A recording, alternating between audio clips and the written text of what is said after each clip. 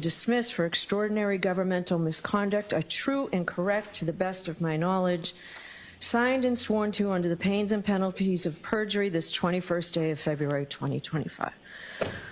So the fact, what you state as fact, that Lieutenant Fanning had control over and access to this jury is simply not true, Mr. Jackson. The only people who have any access to those jurors are the court officers in the Department of Security of the trial court in this courtroom. So I am going to ask you what your good faith basis is for that, and I'd like you to start there. If the court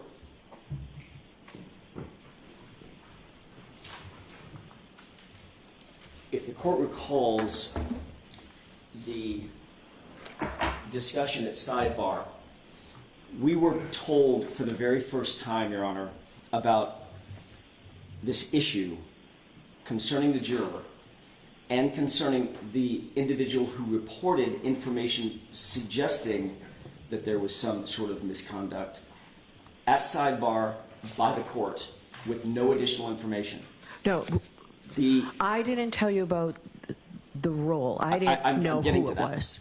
I'm getting to that, because that was the next conversation that we had. When we were told on the day of closing argument to approach sidebar, the court indicated through multi-level hearsay, we'll all agree that it was some sort of multi-level hearsay suggestion that there was some sort of misconduct by the jurors, or by a specific juror. We pressed the issue at sidebar and asked who the source was. At that time, for the first time, we were told the name Lieutenant Fanning. We obviously recognized. You were not, just so we're clear, you were not told that by me. No, we were told that by, and I'm getting to that as well. We were told that by Ms. McLaughlin. She's the one that indicated that it was reported. I'm sorry. That's not right. That's not right. We pressed the issue on who was the source. I believe the court then inquired of one of the court officers. Who are in charge of the jury? Your Honor, I'm getting to that. I understand that. But if you'll allow me to make the argument and to indicate what as my declaration says, my good faith belief, based on a reasonable belief, this is how we get there. We were then asked, or the court asked the court officer to join us at sidebar. He then indicated that it was Lieutenant Fanning. Ms. McLaughlin then went on to say, and by the way, he indicated that Lieutenant Fanning had reported this, supposedly gotten it from some unnamed or unidentified person. There was no evidence presented at the time, as the court knows. There was no declaration, there was no report, there was no supporting documentation whatsoever, no recording, even though this report to the court through the court officer from Lieutenant Fanning indicated that this juror may be, quote unquote, may be on a recording. And the court confronted that juror with that information. There was a brief colloquy with the juror where she said, not that I remember, no. That was the initial statement that she said in terms of any misconduct. No, I wasn't talking about the case. Over the defense's objection, this very potentially defense-friendly juror was then excused. During that discussion at sidebar, that's when Ms. McLaughlin explained for the very first time to the defense that who Lieutenant Fanning was in this circumstance. And she said that he was the, quote, commander of the extensive security operations that this case has required, period, end quote. That sentence says a lot. It said a lot to me. It does not say he has access to or control over the jurors. It says that he has... I'm just going to stop you. I'll let you finish in a minute. Okay. Mr. Yanetti, as a Massachusetts practicing lawyer, knows that the court officers are in charge of the jurors. Go ahead, Mr. Jackson. If there is a commander of the extensive security operations over the entire case, there is, Your Honor, no greater security operation than securing the jurors. That is sacrosanct. It's paramount among the security operations that the court embraces. And we were told, I didn't make it up, Ms. McLaughlin told us, we were told he was the commander, not part of a security operation that was outside the court, not part of a security operation that helped parking cars or making sure that citizens got in and out of the courtroom appropriately. We were told he was the commander of the extensive security operations in this case. It is reasonable to conclude from that statement that Fanning was either directly in charge of the jurors, which the court is now telling me he wasn't. Again, that's news to me. You were told that at sidebar No, that day by Ms. McLaughlin. No, we were not. We were told. I have the transcript. Well, Your Honor, what we were told is what his title was. Commander of the extensive security operations of the court. So we reasonably concluded that he was either directly in charge of the jurors or in charge of the people who were in charge of security of the jurors. But we were never allowed the opportunity to find out exactly what his role was because the court didn't take evidence, refused our request at the time, in good faith. Both Mr. Yanetti and I asked the court to take evidence from Lieutenant Fanning. The court I think it was declined. Ms. Little. I'm sorry? I think it was Ms. Little who asked me to. And what was the court's response? The court's response was to decline that invitation. We didn't take any evidence, which would have drawn down on the issue, so I wouldn't have to make reasonable conclusions. I would actually have the information. So, of course, that's one of the issues that is attendant to our motion to dismiss, because it seems wildly inappropriate. Here's what we do know about Lieutenant Fanning. Once his name was uttered, here's what we did know. He's among the troopers that is one of Michael Proctor's supervisors. He interviewed several prosecution witnesses who testified at trial against Miss Reed, including Laura Sullivan, Marietta Sullivan, Bridget Meehan, Heather Maxson. He interviewed all of those individuals, or took part in those interviews. Lieutenant Fanning was at the defendant's home and seized her cell phone in January of 2024, just months before the trial began. Lieutenant Fanning was included on the text chain where Trooper Proctor said he was going through my client's phone looking for nudes. And then his name comes up at sidebar as the commander of the extensive security operations attendant to this case, and he's the source to whom something was reported about juror misconduct. When you couple those two things together, that he's the commander of security and a person who supposedly, through hearsay, overheard a juror making statements about the case, and they have an entire myriad of individuals to whom they could report it. They report it to Fanning, and then Fanning reports it to the court officer who reports it to the court. It is not unreasonable to conclude that he was at least within the orbit of the security operations governing the jurors, which is exactly why we put it in our papers, and without additional information clarifying that, we have no way of knowing that he wasn't involved or didn't have any direct access to the jurors. If he didn't, he didn't. And that's a fact that everybody can agree on. But when we heard the information, the only reasonable conclusion we had, given the fact that he was the source of the information and he was defined as the commander of security over the entire case, not part of the case, the entire case, which includes the jury, that is a reasonable conclusion. So you signed your affidavit 2 weeks ago when you already knew that he did not have any access to the jurors. No, I didn't. I absolutely did Signed not. and sworn under the pains and penalties of perjury this 21st day of February 2025. Correct. On February 21st, 2025, we were still at the first time that it was mentioned that he had absolutely no access to the jurors. He never had any contact with the jurors is when we received our responsive documents from the opposition from the Commonwealth. In that document, they mentioned he never had any direct access, he didn't have indirect access. They make these claims with no verification, by the way, no declaration, no supporting evidence, no declaration from the attorneys who filed the opposition. That's the first time someone actually took the position that he had absolutely no access to any of the jurors, direct or indirect. So when we filed our papers, the information that I just told the court is the information we were working from.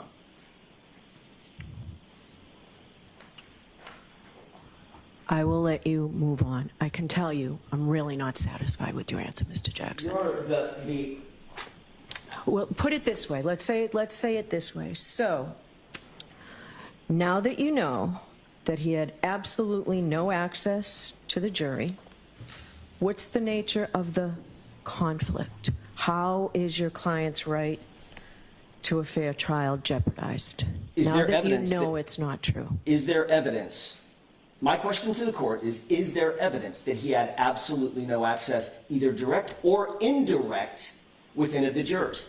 I don't know that to be true. I mean, I take the court at its word, obviously, clearly. I take So the court we at its will, word. we But will the- move on from that, Mr. Jackson. We'll move on from that, so. Well, the court's asking what is our evidence of, or what's our indication of the impropriety of him being the person that actually reported this misconduct and ultimately leading to the exclusion of a very, very defense-friendly witness, I'm sorry, defense-friendly juror, or presumably a defense-friendly juror, and knowing at the same time that he was intimately involved in the prosecution of my client. That's the reason. Because he was at least within the orbit of commanding, according to Ms. McLaughlin, commanding the extensive security services over this case, and he ends up, just ironically, who knew? He ends up being the source of the information that got that juror removed. That's awfully coincidental, Your Honor. And yes, that's the foundation on which we built our argument that that shouldn't have happened. He certainly never, ever should have had any access, even in the orbit of the jurors, directly or indirectly, and the court never even inquired as to why he was the one receiving the report.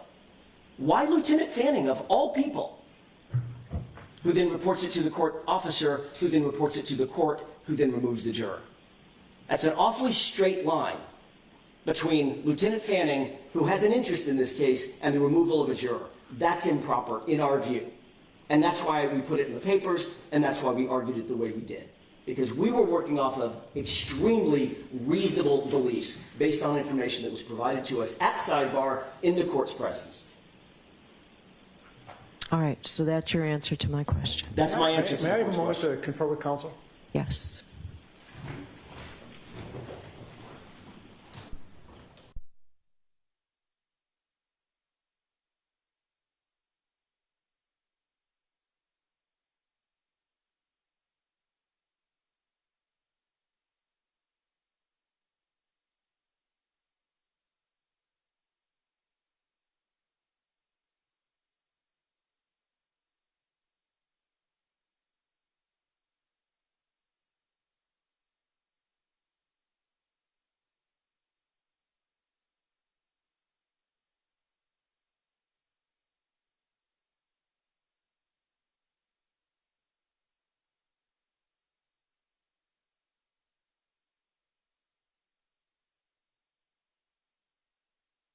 Thank you for that. The court invoked Mr. Yanetti and said, as local counsel, he knows this not to be true. Mr. Yanetti just indicated to me that that's not quite the fact. And so Mr. Yanetti, I think, should be able to at least address the court. As the court said yesterday, when we file something, we file it on behalf of everyone, including Mr. Yanetti. So if the court would allow Mr. Yanetti to explain what his experience is, that may elucidate on this issue. If we have time later, go on with your argument.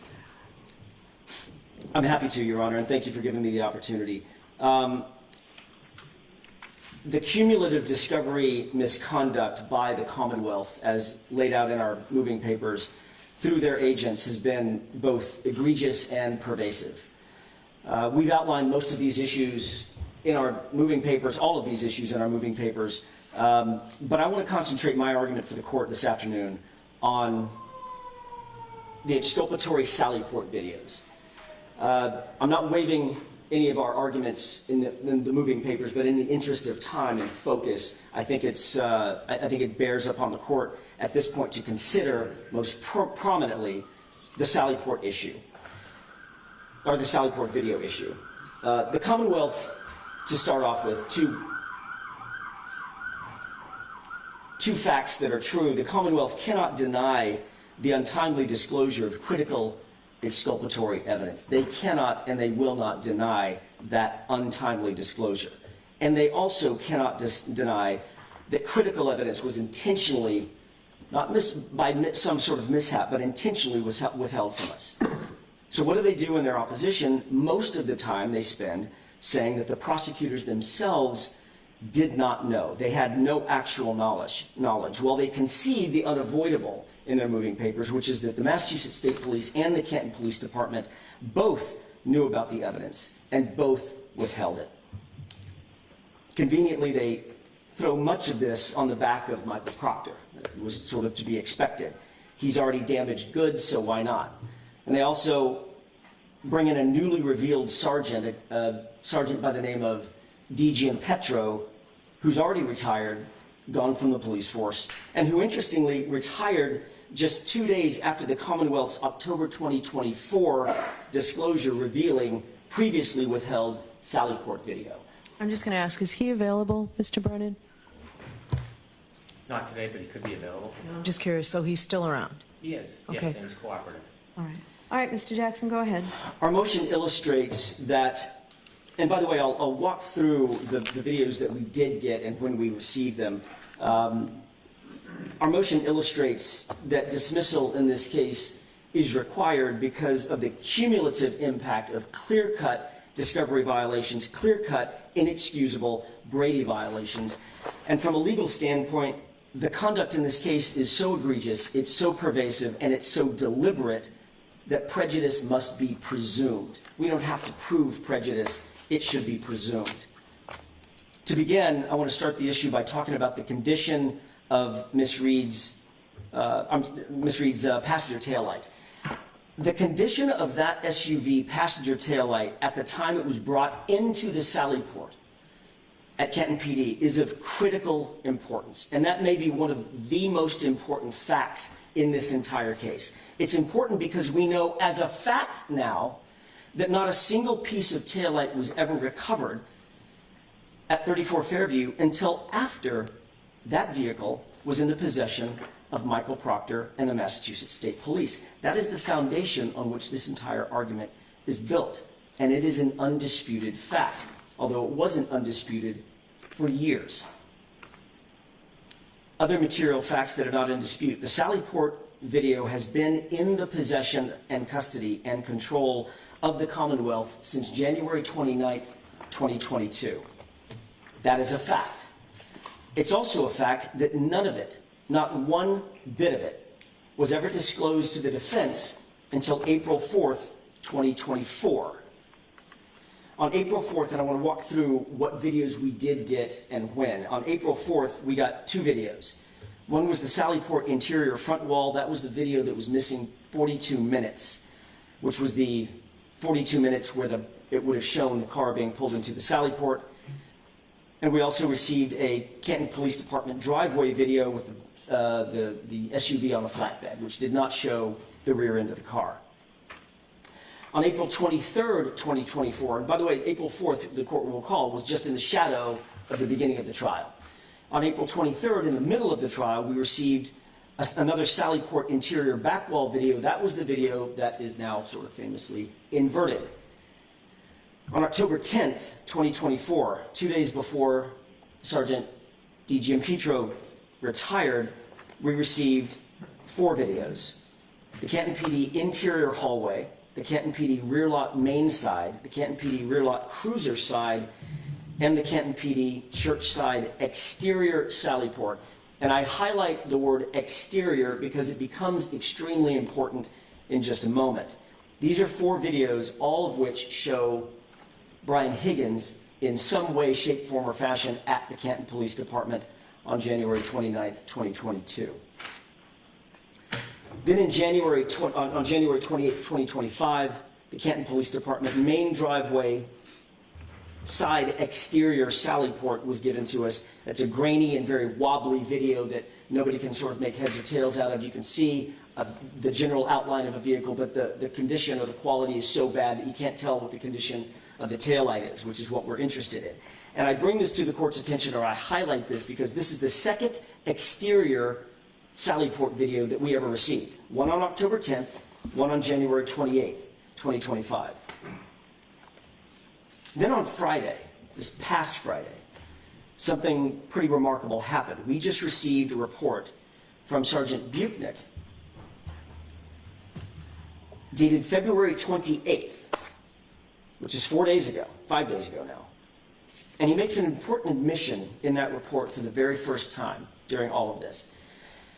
He indicates that in May of 2024, during trial, he was, quote, provided with a thumb drive and the CD labeled with a Post-it note on my desk to review prior to testimony. He goes on to say, quote, at this time I reviewed the video and I reviewed video made available to me, which included video footage of the Canton PD exterior sally port. Exterior sally port.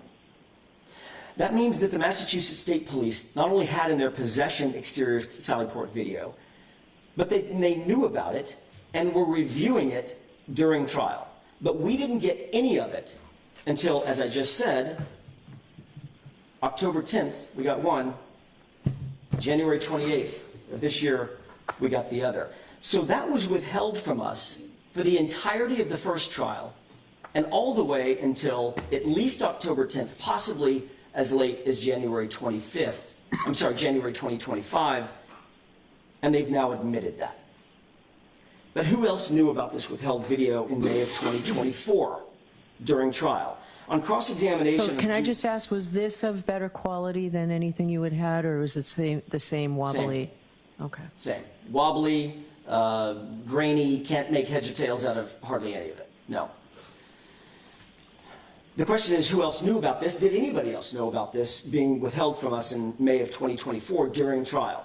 On cross-examination on June 6th, Trooper Buchnick admitted to reviewing video evidence with Mr. Lally in May of 2024 in prep for his testimony. Was that the video that they were reviewing together? Was it the exterior sally port video? We now know that Buchnick watched some sort of exterior sally port video. He admits it in this report that we just got 5 days ago. And we also know that he and Mr. Lally were reviewing video together before his testimony in May of 2024, because he admitted to that on cross-examination during trial. But I didn't have information about what he was reviewing, because we didn't have the videos. So either they reviewed together the inverted video that was then played and knowingly presented false evidence to a jury and to this court, or they reviewed exterior sally port video and intentionally withheld it from us. This is binary. It could only happen one of two ways. Either it was the inverted video that they prepped on and then presented inverted video to the jury, which is a problem, or they reviewed external or exterior video and did not provide it to us intentionally. Either way, the withholding that evidence admitted to now by Trooper Buchnick was obviously egregious. It was obviously in error. It was obviously calculated. Another important material fact not in dispute, on April 10th, 2024, the DA certified disclosure of, quote, all evidence. Can I just get back to that, what you were just discussing about May 2023? Yes. How is that exculpatory? Because the videos themselves, as the court will see through the presentation of my oral argument, that the fact that those videos all just happened to either be grainy, wobbly, missing 42 minutes, or from the wrong angle and flipped backward, all tend to show that the Commonwealth doesn't want the condition of the taillight to be seen by anybody when it's pulled into the sally port. That is a reasonable inference. In other words, it's the cumulative effect of the bad videos that helps us. That's why it's exculpatory. All right. And also, could you explain to me the prejudice? I will get to the prejudice as I move through now my or no? If you can, if you're going to do it later, that's fine. I will do it later. I think the prejudice is cumulative. Obviously, we didn't have the information that we needed to be able to cross-examine the witnesses that we needed to be able to cross-examine at the time that it was provided. Okay. It just, very obviously, there were certain videos that were clear from some cameras on other days and other times, but these cameras that were late discovery that was provided to us just so happened to all go out. They all find their way to be defective in one way or another at the exact moment that we would need them. On April 10th, 2024, the DA filed its certification of giving us all evidence that they had in their possession, and that they had done a reasonable inquiry. Both of these, that certification was just flat not true. How could that be true, and we're still getting video evidence that is in their possession, custody, and control in October, in January? How could that possibly be true? It isn't true. And it's illuminating when you look closely at the Commonwealth's opposition to our motion. First and notably, the Commonwealth makes these broad statements couched as fact. They're bold pronouncements, and there's myriad excuses in their opposition paperwork. And it's backed up by next to nothing. Not a single exhibit at the time they filed their opposition. There's some exhibits that have been lately provided, including some exhibits just a few minutes ago that they're now adding to their exhibit list and to their opposition. But in point of fact, at the time they filed their opposition, there was no factual support for any of its positions. So are you pointing me to something specific, or are you just saying in general and you'll wrap it up? In general, the only thing that they had attendant to their opposition was this joint affidavit that doesn't address any of the defense allegations at all. Contrast that with the defense motion, which was supported by nearly 20 fact exhibits. There may be a reason why they didn't support their positions with exhibits at the time. It's because the facts don't support the Commonwealth's position. These are indefensible and indisputable facts that I'm explaining to the court about the turning over of these Sallyport videos. Specifically turning to the Canton PD surveillance video. The opposition says, or reads, the Commonwealth provided the defense with a... I just always like to read along. Where does it say it? What page I don't have the page number. Okay. It's the point at which the Commonwealth indicates that they provided 90 photographs. Okay. Crime scene photographs in support of the vehicle in the Sallyport. That is a distraction. What they don't mention in their moving papers is that the date of those photos were all February 1st, 2022. There are no photographs from January 29th, 2022, when the vehicle was brought into the Sallyport. The only thing we would have would be the videos, the surveillance videos, all of which are somehow, some way defective and which were held in their possession in some instances for nearly 3 years before it was turned over to us. So it's the condition of the car at the time that it was brought into the Sallyport on January 29th at around 5:30 p.m. that matters. That's the only time that it matters. The other evidence referenced by the Commonwealth about a 5 a.m. ring video and Canton police cruiser at 8 a.m. and the independent observations of Dighton police officer Sergeant Barrows, they all corroborate the defendant's contention that the taillight was cracked and not shattered at the time it was brought in to the Sallyport. And we're still talking about the condition of the taillight, obviously, when it was brought into the Sallyport. The Commonwealth next mentions that Lieutenant O'Hara from the CERT team arrives at 32 Fairview Road at 4:56 p.m. They then go on to mention that he was preceded by another trooper at 4:54 p.m. and that the car got to the Sallyport at 5:30, suggesting, obviously, that the search began and taillight pieces were found before the car ever arrived.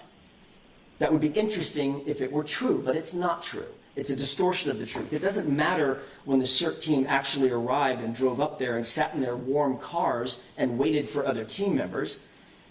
The last team member to arrive didn't arrive until 5:41, 11 minutes, long after the car had already been secured in the Sallyport, long after Trooper Michael Proctor had access to that passenger taillight. The first taillight piece was not seen or found or recovered until 5:45 p.m. after the vehicle's arrival at Canton PD. That was seen. We can see who's got access to the vehicle and who makes access to the vehicle in that inverted video. Once we turn it back around, it's very obvious. It's Michael Proctor milling about at the passenger taillight. These are important details to get right. The timing matters. The opposition claims that the defense theory is quote-unquote evolving. They write that the defense, quote, struggles to establish how the condition of the defendant's broken taillight in Canton, in the Canton PD Sallyport, is in fact exculpatory. How is that exculpatory? The condition of the taillight, that it was cracked and not shattered as it moved into the Sallyport. How do we struggle to describe that as exculpatory? Of course it's exculpatory. Of course having those videos withheld from us is prejudicial. There is no struggle. It's on the video, it's on the ring video that establishes that the right rear Lexus hit the back of the Chevy Traverse, cracking its taillight. The Commonwealth pretty desperate to ignore that inconvenient fact or that inconvenient piece of video evidence, literally previously said in open court that the Lexus only got close to the Traverse, only to be completely impeached when everybody in the courtroom at trial saw that 5,000-pound Traverse jostle, its rear wheel jostle, under the impact of the SUV right at the right rear or the passenger side taillight. Now the Commonwealth, with no factual support, no factual underpinnings whatsoever, says, okay, hang on a second. It did hit it, but it didn't crack the taillight. So whose theory is evolving? Ours or the Commonwealth's? The defense has never wavered. We knew that Michael Proctor, from the very beginning of this case, had been lying about the time he first took possession of that SUV. He claimed that it was at 5:30. The court will recall this. We had litigation concerning this. He wrote it in at least 9 reports that we were able to count. 9 reports or affidavits. Those affidavits sworn under oath, and the Commonwealth repeated that time for nearly 2 years, even going so far as to argue to this court that the defense got it wrong, that we were wrong because we failed to calculate for daylight savings time. So the Commonwealth battled us, and this is something I think the court has to really weigh and balance, the following conduct. The Commonwealth battled us for nearly 2 years on the singular issue of the time that the SUV got to the Sally Port. They finally took their medicine at some point and had to admit to the false time and chalked it up to a Scrivener's error in 9 separate documents, memorialized 9 separate times, some of them under oath. And all the while they were battling us on the time that it got there, no, the defense is all wet, they're wrong, they just didn't account for daylight savings time. Oh, no, this was just a little mistake, it's not a big deal, it was a Scrivener's error. And the entire time they're making both of these claims, they had video in their possession that established unequivocally that that car was in Michael Proctor's possession at 5:30 and pulled into the Sally Port at 5:30. They knew the time. They knew that he had retrieved it at 4:12 in the afternoon and not gotten it to the Sally Port until 5:30. So the Commonwealth was well aware in 2022, the Commonwealth and their agents were well aware in 2022 that the SUV got to the Sally Port, and that was the centerpiece of the defense case. They knew that the videos would directly impeach the lead investigator on this case, and they say that we struggle to explain the exculpatory nature of this evidence. It's not our struggle to explain it, it's their struggle to acknowledge it. Of course that's exculpatory. It directly and unequivocally impeaches their lead investigator on one of the most important issues in the entire case. And that's only one aspect of the withheld videos that also is exculpatory. The other is the point at which it would show the condition of the taillight. In other words, when it's being pulled in to the Sally Port, would it show the condition of the taillight before Trooper Proctor had access to it in the Sally Port? That's what we've been seeking. The Commonwealth is well known from the beginning of this case that the defense has demanded all physical evidence be preserved. That is, this is not a game of Wordle. This is not something that's supposed to be parsed. All physical evidence be preserved. That's pretty straightforward. The Commonwealth shouldn't be in the business of withholding exculpatory evidence by playing some sort of a gotcha game with definitions of words. They knew what we meant. We don't actually know what the Commonwealth has, so we have to be as broad as we possibly can when asking for evidence to be preserved. So all physical evidence clearly includes the entirety of all the Sally Port videos. The Commonwealth parses words by saying, well, we never asked for the Commonwealth to preserve the CPD footage from the Sally Port because the Canton PD is not the crime scene. You asked for crime scene footage, and Canton PD is not the crime scene. Well, first, I think that's a disingenuous argument that plays right into that sort of gotcha that we've discussed. I think the Commonwealth is better than that. That's not what we should be doing in a trial for murder.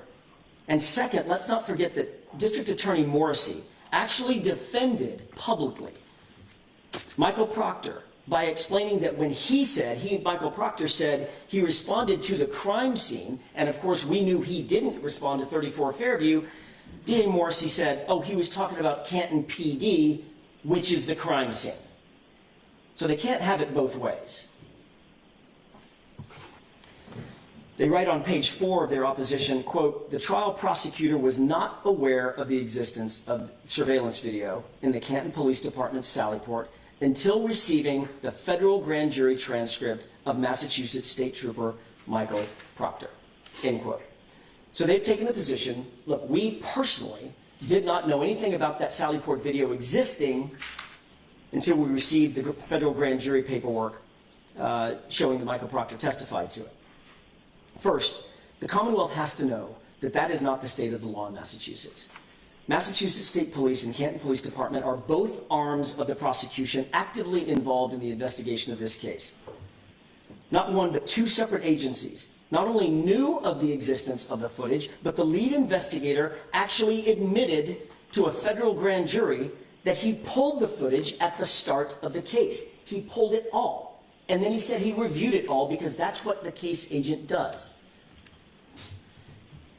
The Commonwealth cannot absolve themselves of the egregious and very obviously intentional discovery violations by Michael Proctor, by the Massachusetts State Police, by the Canton Police Department, by saying, I personally didn't know about it. The cases are legion on that issue. Commonwealth versus Sleeper, 2002 case found at 435 Mass 581, and this is Hornbook law. Quote, a prosecutor's duty to disclose exculpatory information or exculpatory evidence extends to evidence in the possession of the police who participated in that investigation. And then Massachusetts Rule of Criminal Procedure 14A1A, the prosecutor shall disclose information covered by mandatory discovery, provided it is in the possession, custody, or control of the prosecutor, persons under the prosecutor's direction or control, or persons who have participated in investigating or evaluating the case and either regularly report to the prosecutor's office or have done so in this case. Michael Proctor worked out of the Norfolk DA's office, physical plant. There is no question that Michael Proctor and both agencies intentionally withheld that evidence. Let's talk about Michael Proctor's testimony before that grand jury. He was asked the following question. Are you aware whether there are any cameras in the garage or Sallyport where Karen Reed's SUV was parked? Answer, yes. Question, have you reviewed the footage of that garage? Answer, I saw one very grainy video and then another of Sergeant Buchanan and I arriving in the main entrance around 5:30 following the vehicle. Question, when did you watch the video from the Sallyport? Answer, I haven't reviewed it, sir, in quite some time. So do you have those page numbers for me? I can get them for you, Your Honor. Okay. I didn't cite them in my notes. Yeah, if Ms. Little can get them for you before you finish, that would be helpful for my review. I haven't reviewed it, sir, in quite some time, so I can't recall what's on there. Question, why did you review video of the Sallyport? Answer, we review every video we pull. We pull a lot of video. It's on the case officer to watch it. By his own admission, Your Honor, Michael Proctor recognized himself in a video along with Sergeant Buchanan. That was likely the video that ended up being inverted by where Michael Proctor was by the passenger side taillight.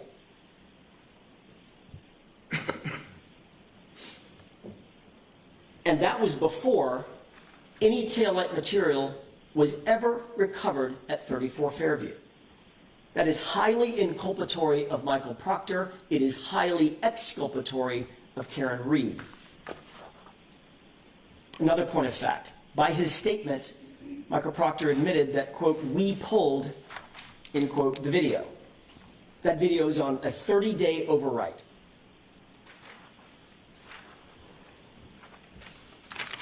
The Michael Proctor testimony in front of the federal grand jury is at page 79, lines 1 through 13. Thank you. Thank you, Ms. Little. Exhibit C is in Charlie. Okay.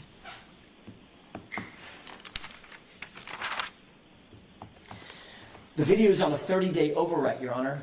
We all now know that. We didn't know that before just a few weeks ago. I don't expect that the Commonwealth knew that either. This is new to everybody, right? But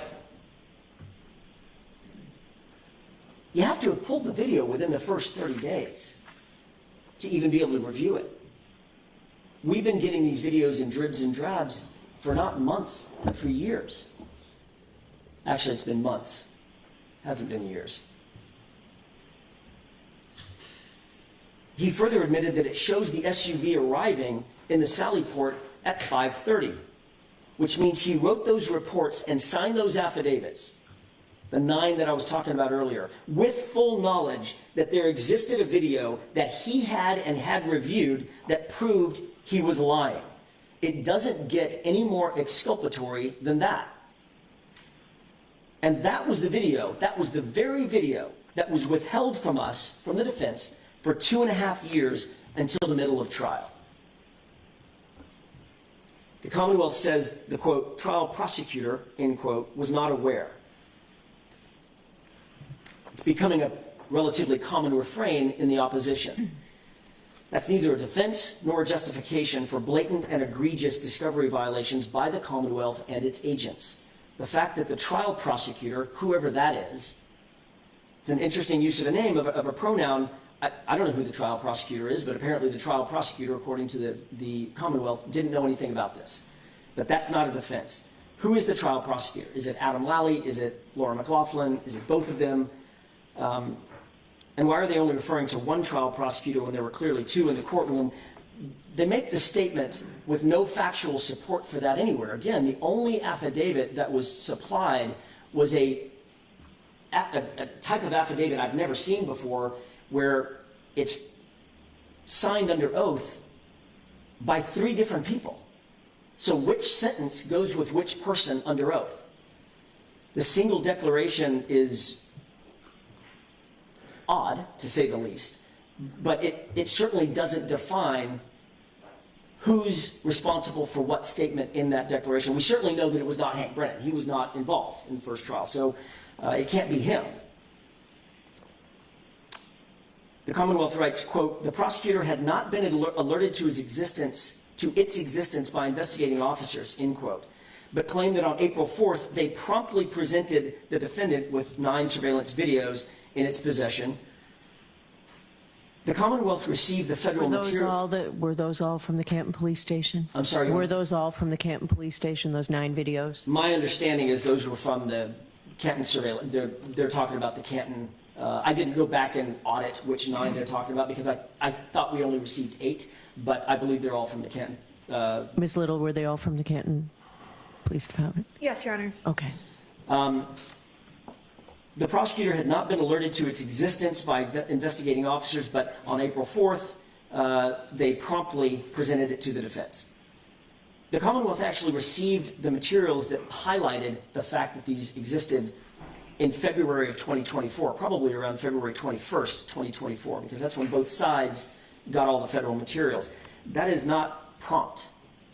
We presume that Mr. Lally has daily communications, or had daily communications, with Michael Proctor as the investigator, the lead investigator on the biggest case that the Commonwealth, this office of the Commonwealth, has seen in a long time, and it took 2 months to produce an incomplete production of these videos. We didn't even get all of them at the time. The Commonwealth writes, quote, the quality of the video is poor in certain portions. However, this is the condition it was recorded in. Says who? That's a fact question, one that needs to be answered. And it's an important question. Who says that the Commonwealth received these, or I'm sorry, who says that this is the condition that those videos were recorded in? We've got no facts to support that whatsoever. And then the Commonwealth goes on and says, and that was the condition in which it was received by the prosecutor. That's also a fact question that needs to be answered. And these questions could be answered with a proper evidentiary hearing. The Commonwealth's representations about Louis Jutras, the technology director for Canton, being subject to cross-examination about the Canton PD video surveillance system is also just not true. They indicate, well, we had access to Louis Jutras and could have cross-examined him on all of these issues. Louis Jutras was called for a very specific reason, the town library video, We had no way of knowing at that time that he had any connection whatsoever with the Canton police video system. We were not told that until well after trial. That was never disclosed to us. And I think Mr. Brennan used this phrase not long ago, that would have been nice to know of Mr. Louis Jutras. The first time Louis Jutras was ever disclosed as the person who installed the cameras at Canton PD was in a report dated October 10th, 2024.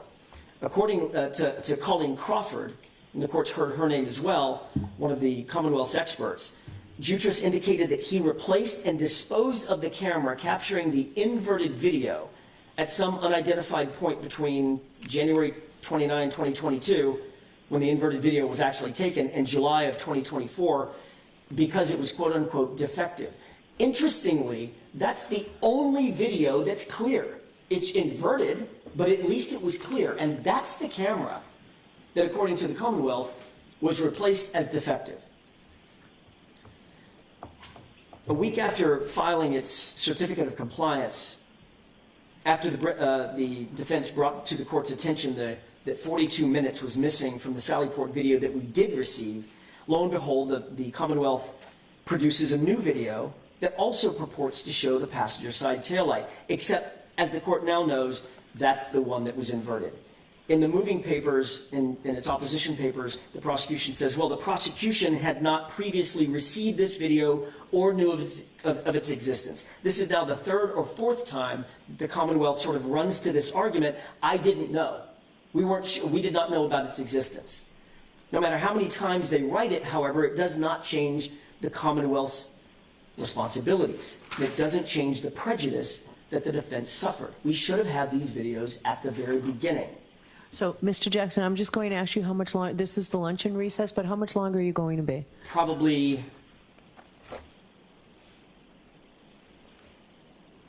45 minutes, I would say. All right, so we'll break. What? All rise, please.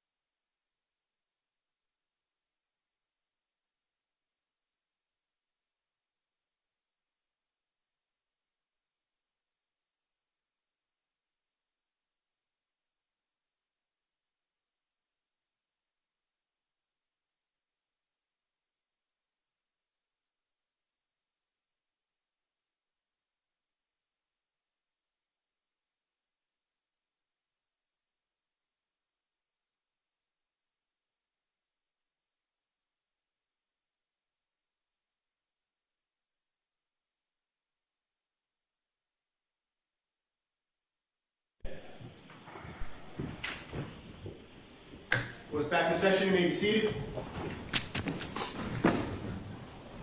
All right, Mr. Jackson, go ahead and continue. Thank you, Your Honor. When we left off before lunch, we were discussing the inverted video. In the moving papers, the prosecution indicates that, quote, the prosecutor had not previously received this video or knew of its existence. This is I don't know if it's the third or the fourth time that the Commonwealth sort of runs to this argument about not knowing personally about the existence of a particular video, but that it doesn't matter how many times they argue that point, it still doesn't change the fact that it prejudiced the defense by not having it, and one of their members, whoever that agent is of the Commonwealth, was lying about having it and not disclosing it. Somebody knew, and the question before the court is, who was it? Who did know? Perhaps it wasn't Mr. Lally, perhaps it wasn't Ms. McLaughlin. Was it Chief Rafferty? Certainly Proctor had it. He watched it. Who else knew about it? Members of the prosecution knew of the existence of this and other videos, and they hid them, and that's the galling issue.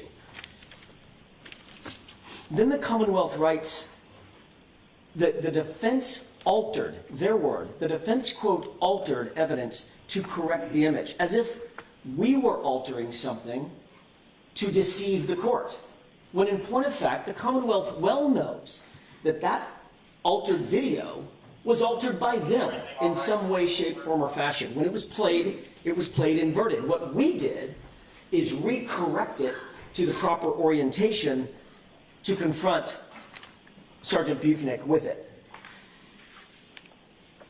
They indicate that they played the entirety of the video, of the corrected video, to somehow suggest that the Commonwealth, during this debacle, had clean hands. And that's just not true. Over the course of 2 days, the court will recall 2 days worth of testimony. Day one with Sergeant Buchanan under direct examination by Mr. Lally, going into the next day, still under direct examination by Mr. Lally. They played that video completely inverted. They talked about it, they discussed it, they described it. Not once did Sergeant Buchanan or Mr. Lally inform the jurors or the court that the video was actually altered, that the video was actually backward. Not one hint to the court or the jury members. When the defense stood up and began questioning Sergeant Buchanan about that video, that was the first time that he admitted that it was inverted. He used the phrase mirror image, and that he knew that it was inverted. Amazingly, that was the same time that Sergeant Buchanan started having trouble with his memory about who was actually depicted in that video. The court will recall before I stood up on cross-examination, under direct examination by Mr. Lally, Sergeant Buchanan was very quick to point out that the individuals on that inverted video were himself and Michael Proctor.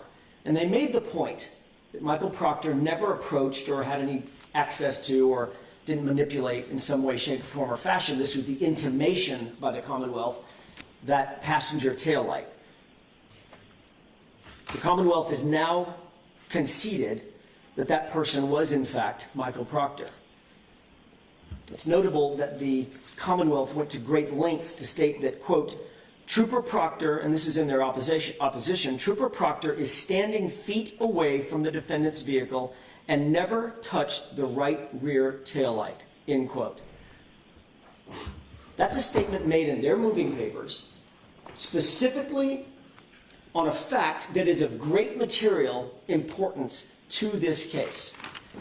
The three of them signed, the three prosecutors signed an oath and a declaration, and the court just called the defense out on signing a declaration or an oath. And the court's intimation, at least, in its initial comments to me was, you may have said something that you don't have a factual foundation for. And I think I have done my best to disabuse the court of that we were drawing from reasonable inferences. I wonder if the Commonwealth is going to get the same treatment for saying that Trooper Proctor was standing feet away from the defendant's vehicle and never touched the right rear taillight. That's a very bold statement for the Commonwealth to make, and it's also completely untrue. It's not supported by a single fact, It's not supported by a fact or evidence before the court. The problem with this unsupported motion, because it's unsupported and the declaration is signed by 3 different individuals, you can just sort of say whatever you want in the motion. And I guess get away with it. The video speaks for itself, Your Honor. It shows Michael Proctor walk behind the car directly to the position of the passenger taillight. He positions himself right on the other side of the camera view, not feet away. And it certainly does not show, and there's no evidence before the court, that he, quote, never touched it. As a matter of fact, we would submit... Does it show that he does touch it? Well, of course it doesn't show he touches it, Your Honor. He's on the other side of the car. That's not the point.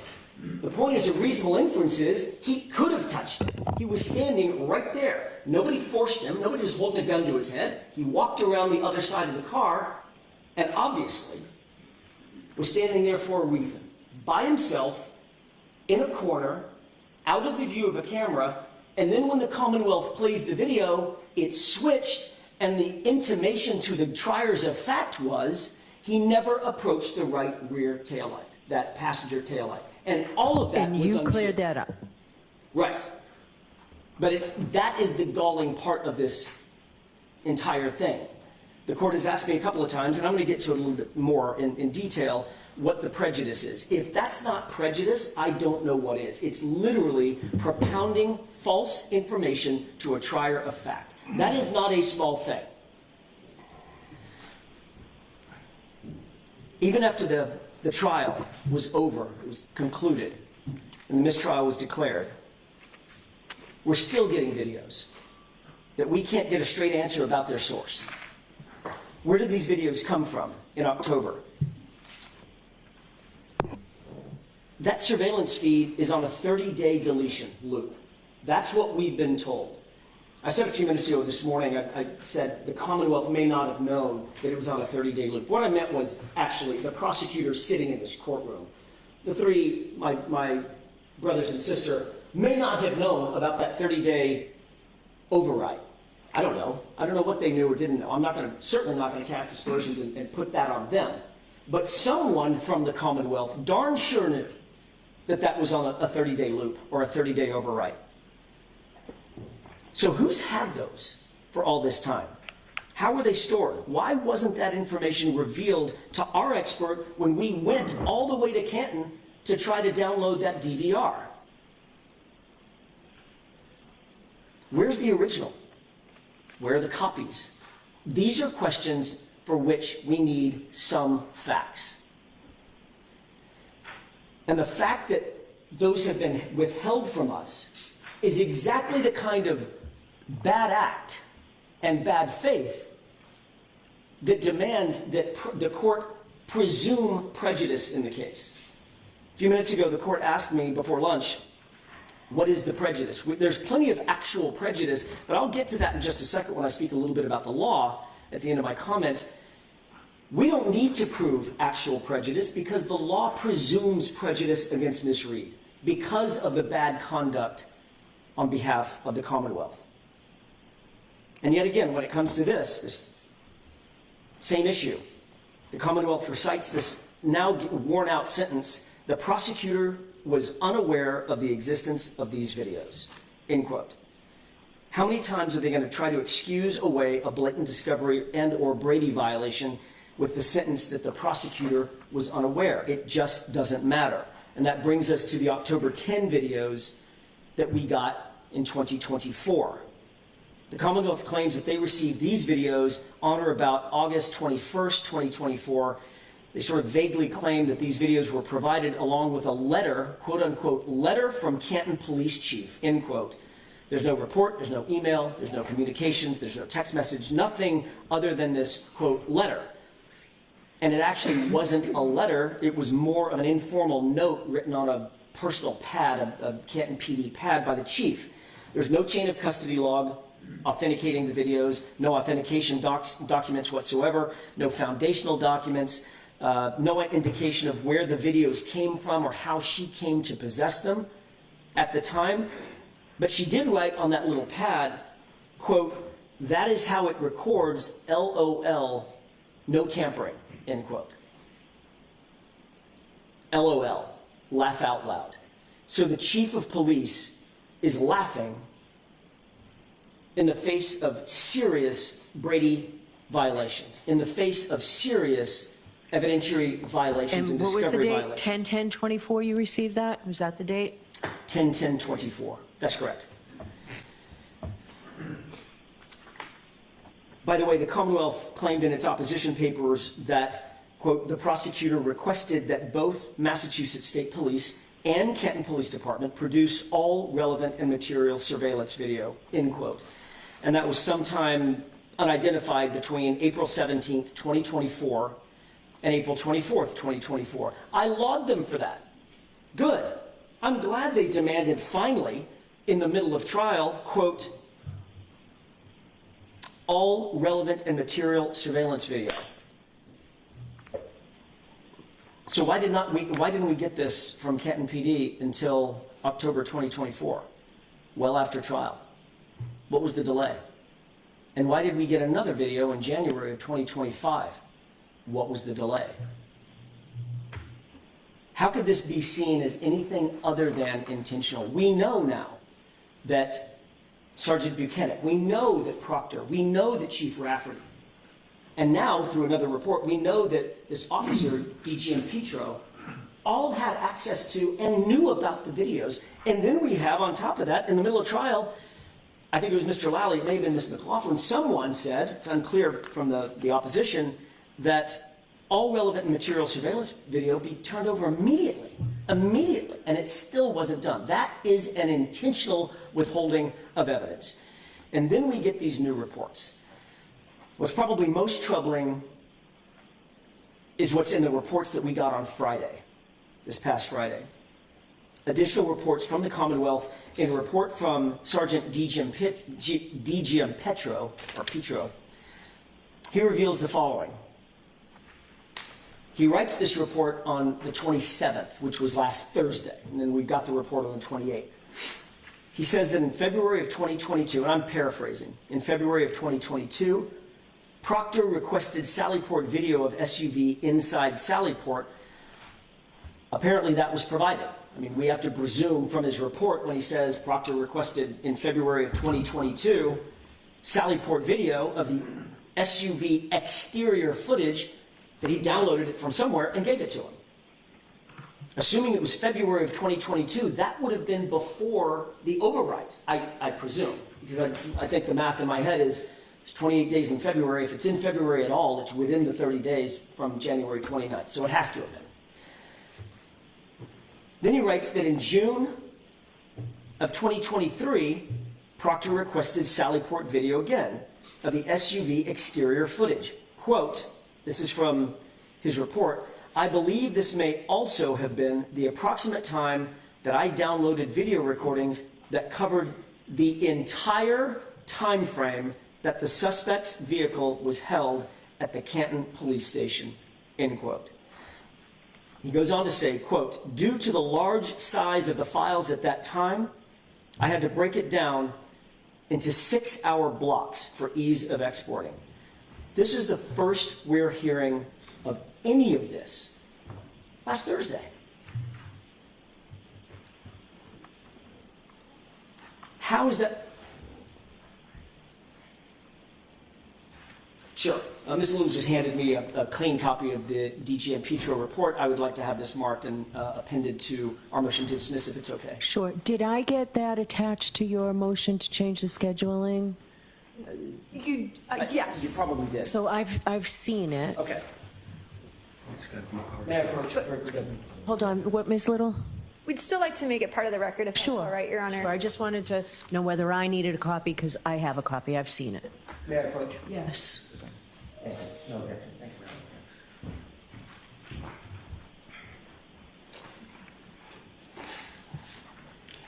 So are we marking it? So we need it if we're marking it. Oh, I'm sorry. My mistake. Exhibit 1 so marked? Okay. Go ahead, Mr. Jackson. Thank you, Your Honor.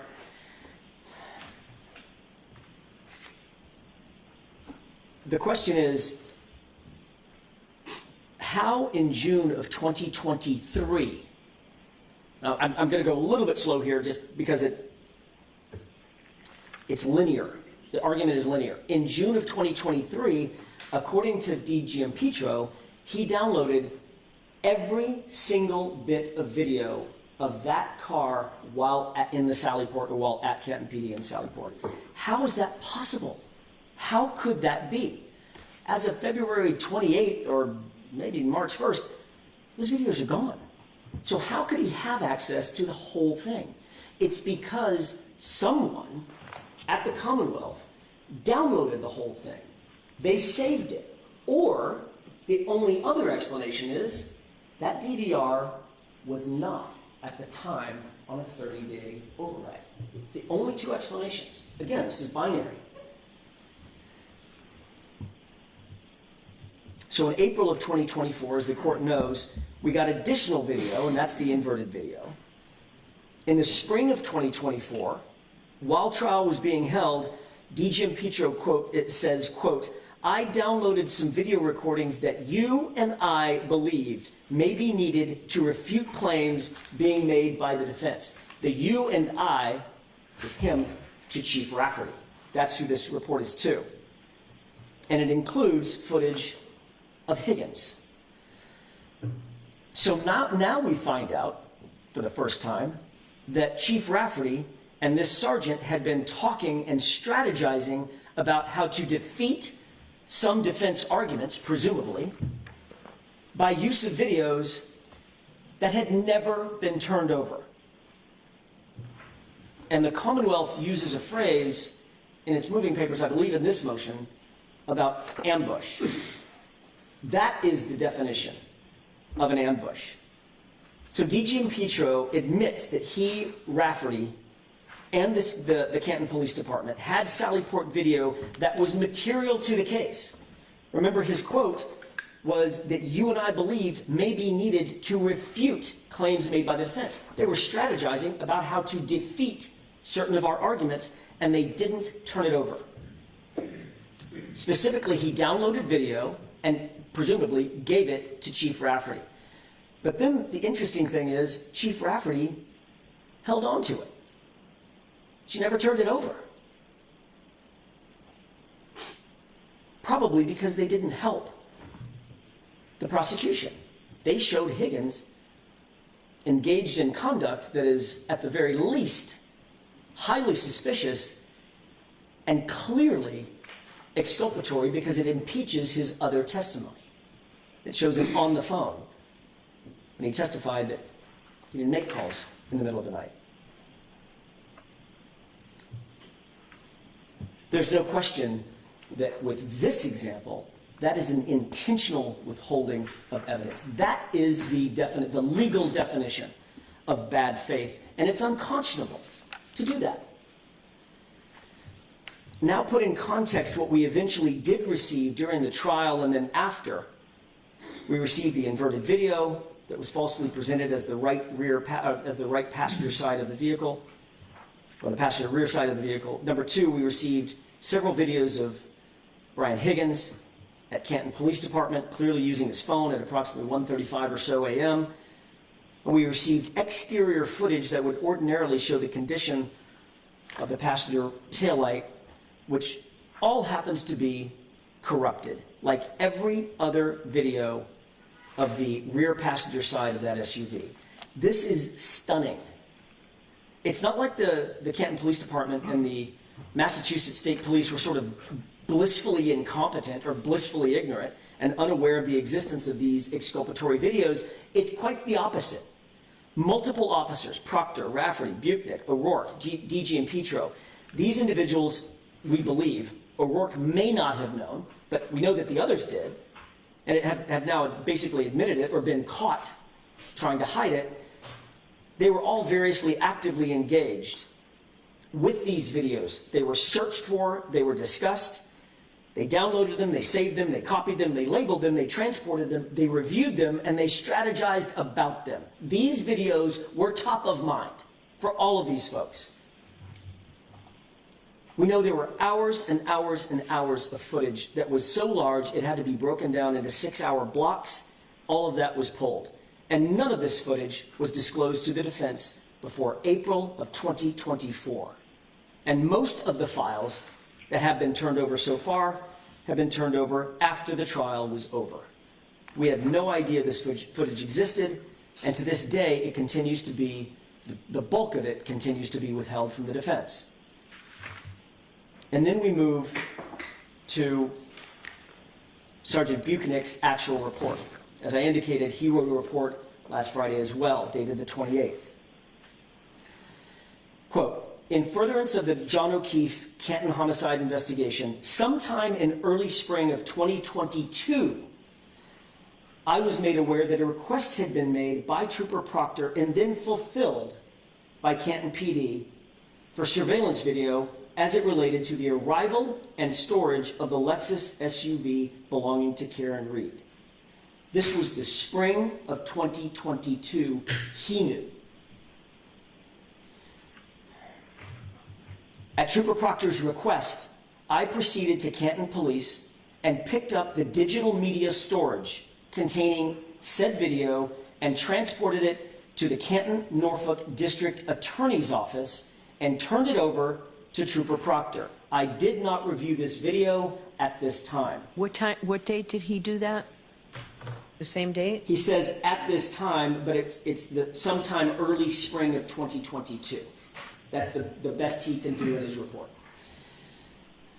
Paragraph 2. In July of 2023, so this is a little more defined, I was once again made aware by Trooper Proctor that a request had been made to Canton PD for additional video and that it was ready to be picked up. Since the Canton Police Department is conveniently located on my route of travel to work, I stopped by and picked up the CD from the front desk of the police department, which was labeled Trooper Buchanan with a yellow Post-it note. I further added Canton PD 12922 and then the case number, which is, or their case number, 2022-112-33, to note to more accurately identify the item and transported it to our office, subsequently turning it over to Trooper Proctor. So there's a second CD, now in July of 2023. I did not review that video at that time. See the attached copy of the Post-it note. Final paragraph, in my preparation for trial in May of 2024, I was provided with a thumb drive and the CD labeled with a Post-it note on my desk. What's interesting is that the CD with the Post-it note on his desk may or may not have been the same CD that he transported in July of 23 because they seem to be labeled a little differently. So I haven't seen this report. Does he say from whom he received that? I'll finish reading it, but I don't believe he does. No. No, it's pretty vague. It's passive voice and it's pretty vague. I was provided a thumb drive and a CD labeled with a Post-it on my desk to review prior to testimony, so it does not say. At this time, I reviewed video made available to me, which included video footage of the Canton PD exterior sally port. Exterior sally port. This video was labeled with a Post-it note on a CD, and it contained a video of the interior of the sally port, which was grainy and had a camera vantage point from the front of the sally port. I also reviewed the Canton PD driveway footage. In review, I also viewed video of the back wall sally port camera vantage point. I had not seen this video prior to my May date review. I later learned that this video was provided in an inverted manner. After I reviewed all the provided video, the thumb drive and the CD were returned. It doesn't say to whom they were returned. Your Honor, if I could mark this report as well. Sure. Do you have an extra copy for me? I do. It does have one highlight on it. May I show it to Mr. Brennan? Yes.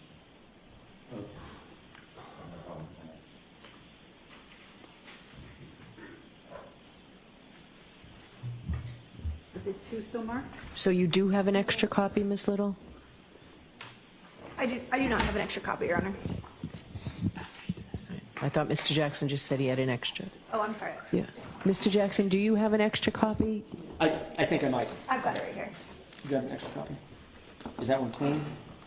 Not clean, but. Hang on a second. No, that was the only copy that I got. May I approach your? Please. This one has highlights on it, I apologize. It's okay. Thank you. All right, go ahead. Thank you, Your Honor. The court asked probably the most important question about this report, which is, who was it that supplied the video or the thumb drives or the CDs to Sergeant Buchanan? Who's at the center of all these Sallyport videos? Who does he say was requesting the Sallyport videos that he was acting as the courier for in other particulars? Every one of those answers is Michael Proctor. So who do we believe most reasonably would have supplied the information to Sergeant Buchanan to review? It stands to reason it could have been Trooper Proctor. Seems to be reasonable. But I don't know because Trooper Buchanan doesn't say, but that would be another question that would be open to answer if we had an evidentiary hearing.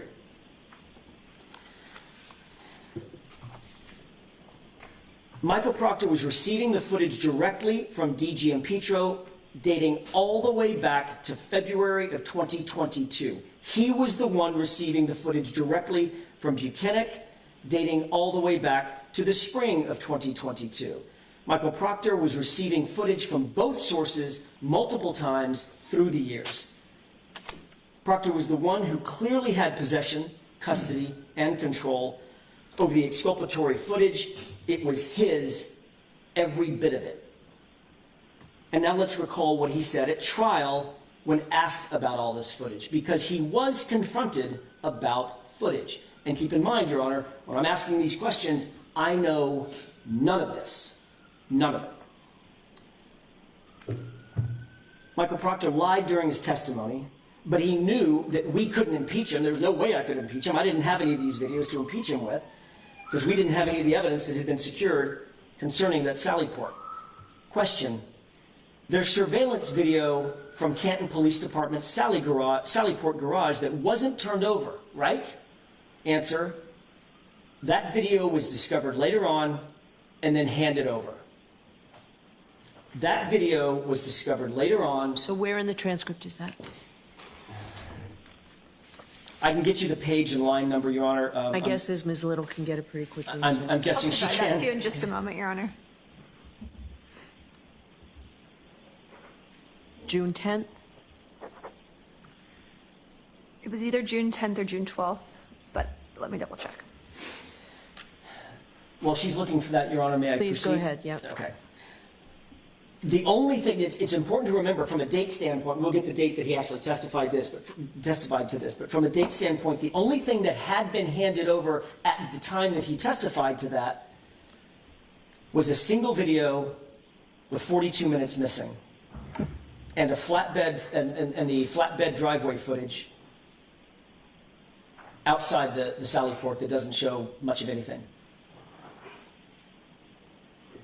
It's now been proven, that testimony, that video was discovered later on and then handed over, suggesting there was either only one video or all of it was discovered later and turned over. Both of the clauses in that sentence are a lie. The video wasn't discovered later. It was discovered in February, at the latest, February of 2022, just days after this incident. He asked for it, and he received it, according to Sergeant DG Petro. And it wasn't turned over either. None of it. But at trial, we didn't have the truth. I couldn't impeach him with this. He made sure that all the footage was delivered directly to him, starting days after this incident. And he controlled it, he hid it, and then he lied about it. That is the definition of bad faith. That is the definition of withholding exculpatory evidence. That is a definition of suppressing Brady evidence. There is no other way to define this. He fooled us, and it's egregious. Is it possible, with all this sort of years-long flurry that we've just talked about surrounding these Sallyport videos that the actual trial prosecutors were completely unaware of their existence until Proctor testified before the federal grand jury? Is that possible? I suppose it is. I want to give the prosecutors the benefit of the doubt. I do. Is it reasonable? That's another question. To believe that they just knew nothing about this. We know Proctor lied to us. Could he have lied to them? I suppose. But as the law mandates, Your Honor, it just doesn't matter. In the eyes of the law, Proctor is the prosecution, and the prosecution is Michael Proctor. And then we move to January 28th, 2025, this year. We're still getting additional videos at that time. This new camera angle, which is blurry and grainy and wobbly, it does, however, show the passenger side rear taillight as it's towed into or driven into the Sallyport garage. The footage is so grainy and so blurry, however, it's so corrupted that once again, the true condition of that taillight is completely obscured.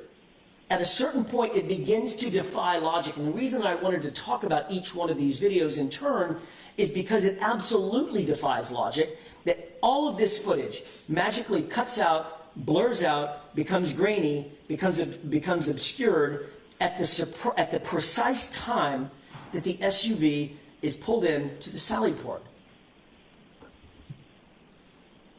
The question then becomes, what's been happening to these videos that have been in Michael Proctor's possession since that time, for the last 2.5, 3 years?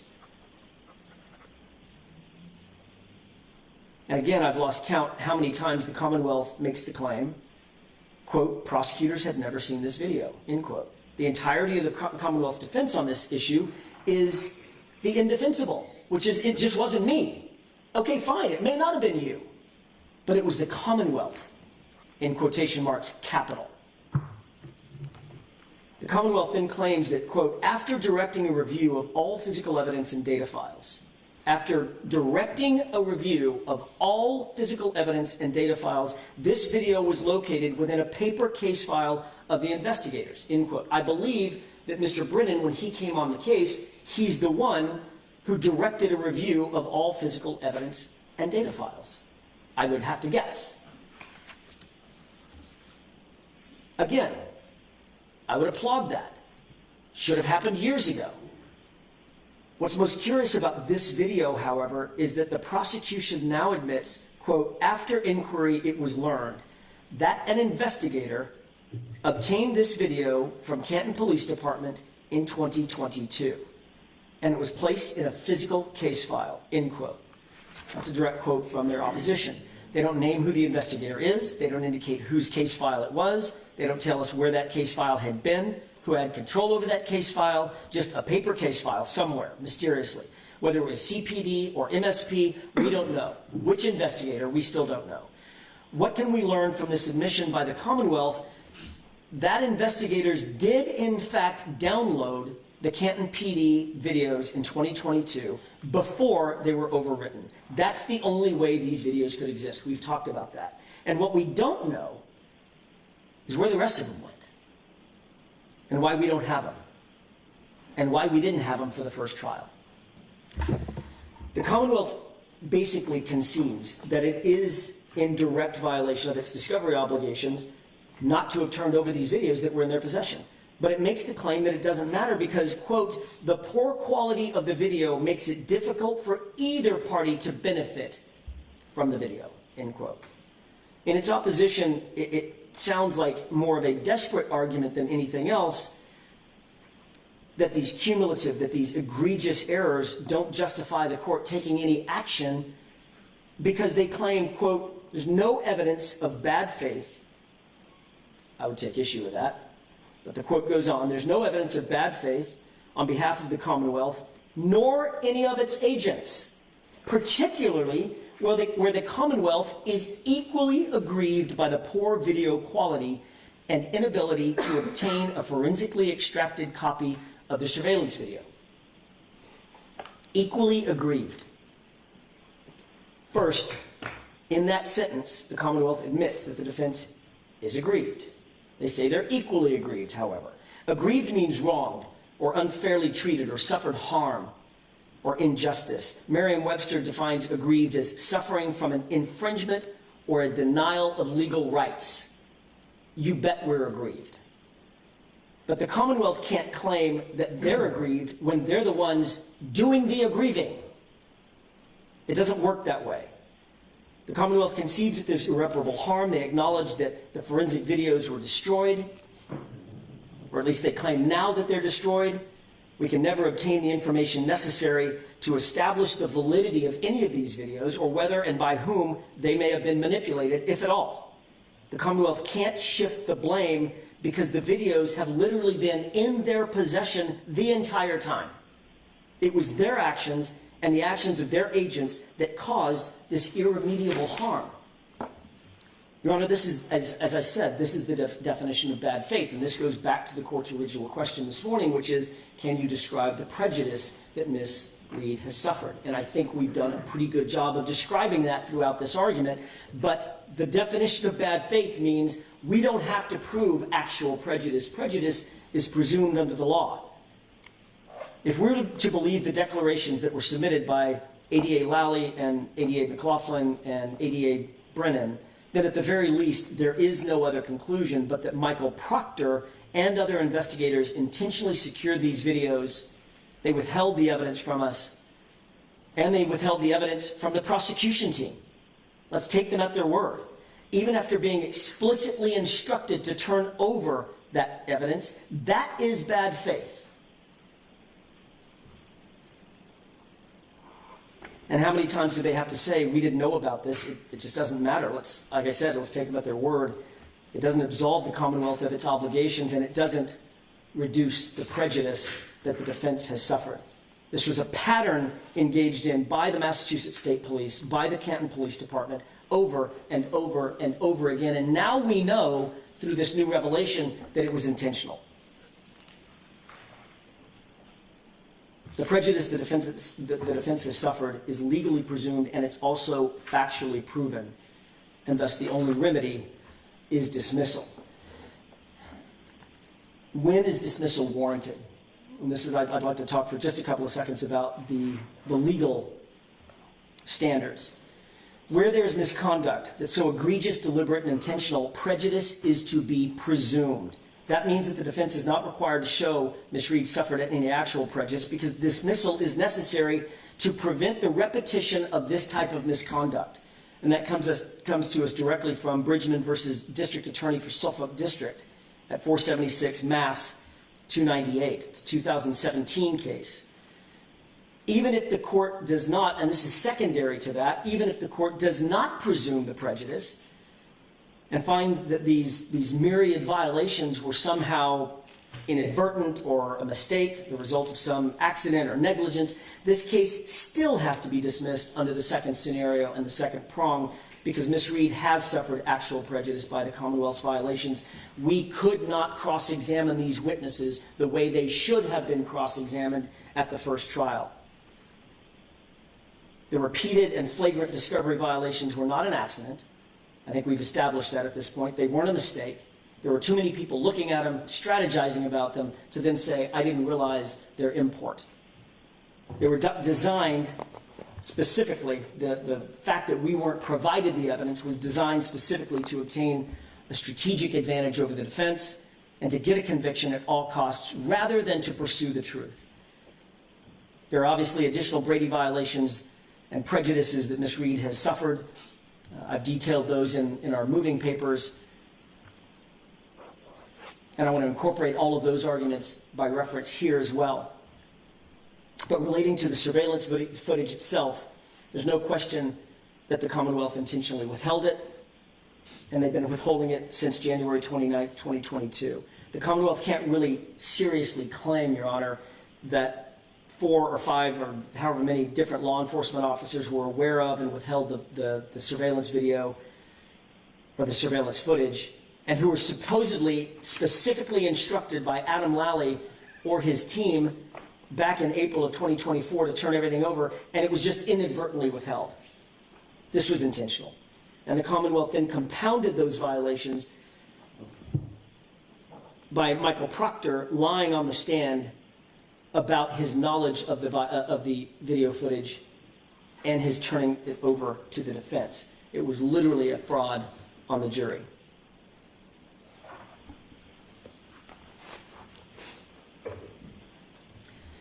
And now, well after trial, the Commonwealth has been forced to admit that even more exculpatory evidence or surveillance evidence from January 2022 is in their possession, and it was also entirely withheld from the defense throughout this litigation and throughout the first trial. In addition to the presumptive prejudice, Your Honor, there has been actual prejudice. This was, some would say, a close case when it ended. The court recalls that. The jury was hung on some charge or charges, and the evidence suggests that they voted in her favor on others. The court needs to ask itself, what would the jury have done had they had all the evidence to which they were entitled, to which we were entitled? But they didn't. Every one of these videos was in some way compromised, even the videos that we did have. And the compromise always conveniently obscured the truth and obscured Ms. Reed's rights. This is an exculpatory fact that we should have been able to explore during the past 3 years, and certainly we should have been able to explore it at trial, but we did not have the videos. The Commonwealth did, though, and it's the cumulative effect of all these gross and repeated violations that undermines the Commonwealth's argument that this is just about a broken camera. It couldn't be further from the truth. We're to believe that all these cameras just spontaneously became defective at the exact same time. Like I said before, it defies logic. For the Commonwealth to have all this footage for a solid 3 years and hold it back from us the entire time, it makes one question what was going on with that evidence. And I have to say, in terms of lesser remedies, Your Honor, what's interesting is that the exclusion, obviously the exclusionary rule exists. I understand that that does not help the defense. It doesn't help the defense. And I appreciate the court finishing my thought on that. It's the opposite. The only remedy that can prevent this kind of repetition, this kind of misconduct, is dismissal. That's the only remedy available. And that's what the law, and that's what justice demands. As a final thought, if the court, even in the face of all this overwhelming evidence of gross misconduct, declines to dismiss this case at this time, we would urge the court to grant us an evidentiary hearing so that we can make an actual factual record of the myriad of issues brought up here. This will give the court a much better understanding of the facts supporting dismissal, and it'll perfect the record on these critical constitutional issues. And with that, I'll submit. Okay, so thank you. I have a question for you. So go back to the podium, please, because you may need your notes. But Ms. Little, did you find the proctor testimony? I did, Your Honor. It's June 12th, 2025, the reporter's transcript at 1-148. And that's from the copy of transcripts with sidebars, just for the court's reference, lines 8 through 12. Great. Thank you.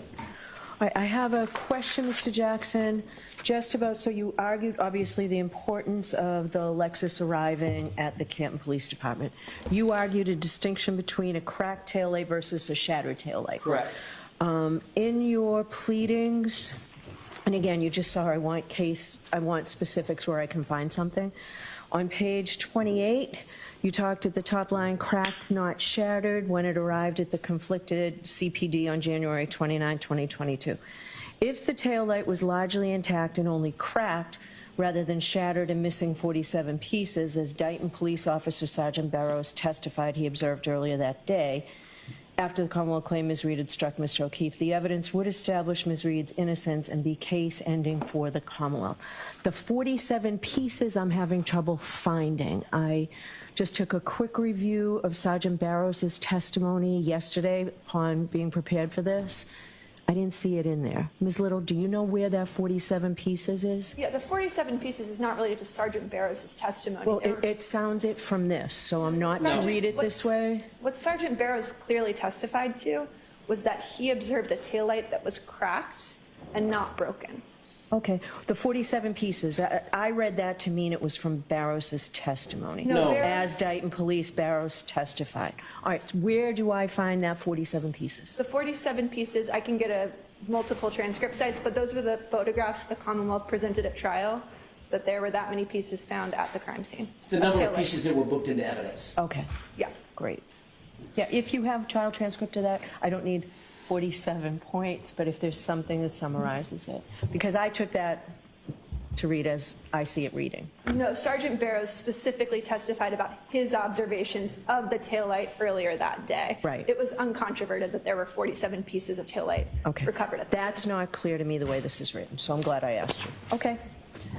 All right, so with that, now, Mr. Yanetti, I'm not going to hear from you now about the court officers not being in charge of the jury. I'm going to hear from Mr. Brennan, and then we'll get to you, and hopefully we'll have time. But Mr. Brennan, I have a question for you.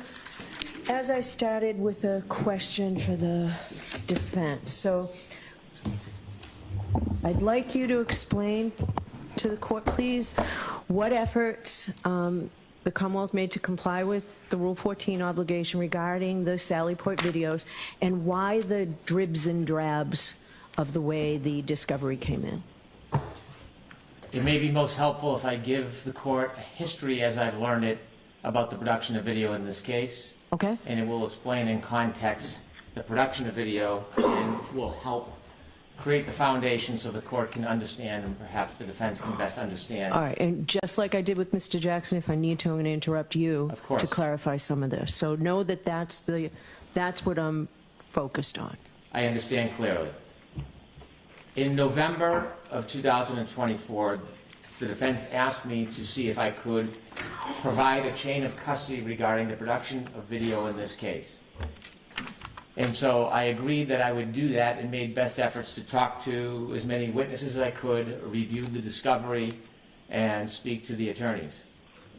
Now, when I started sometime in late September, I had found the letter from Chief Rafferty with the production of video in August. The letter or note was dated in August.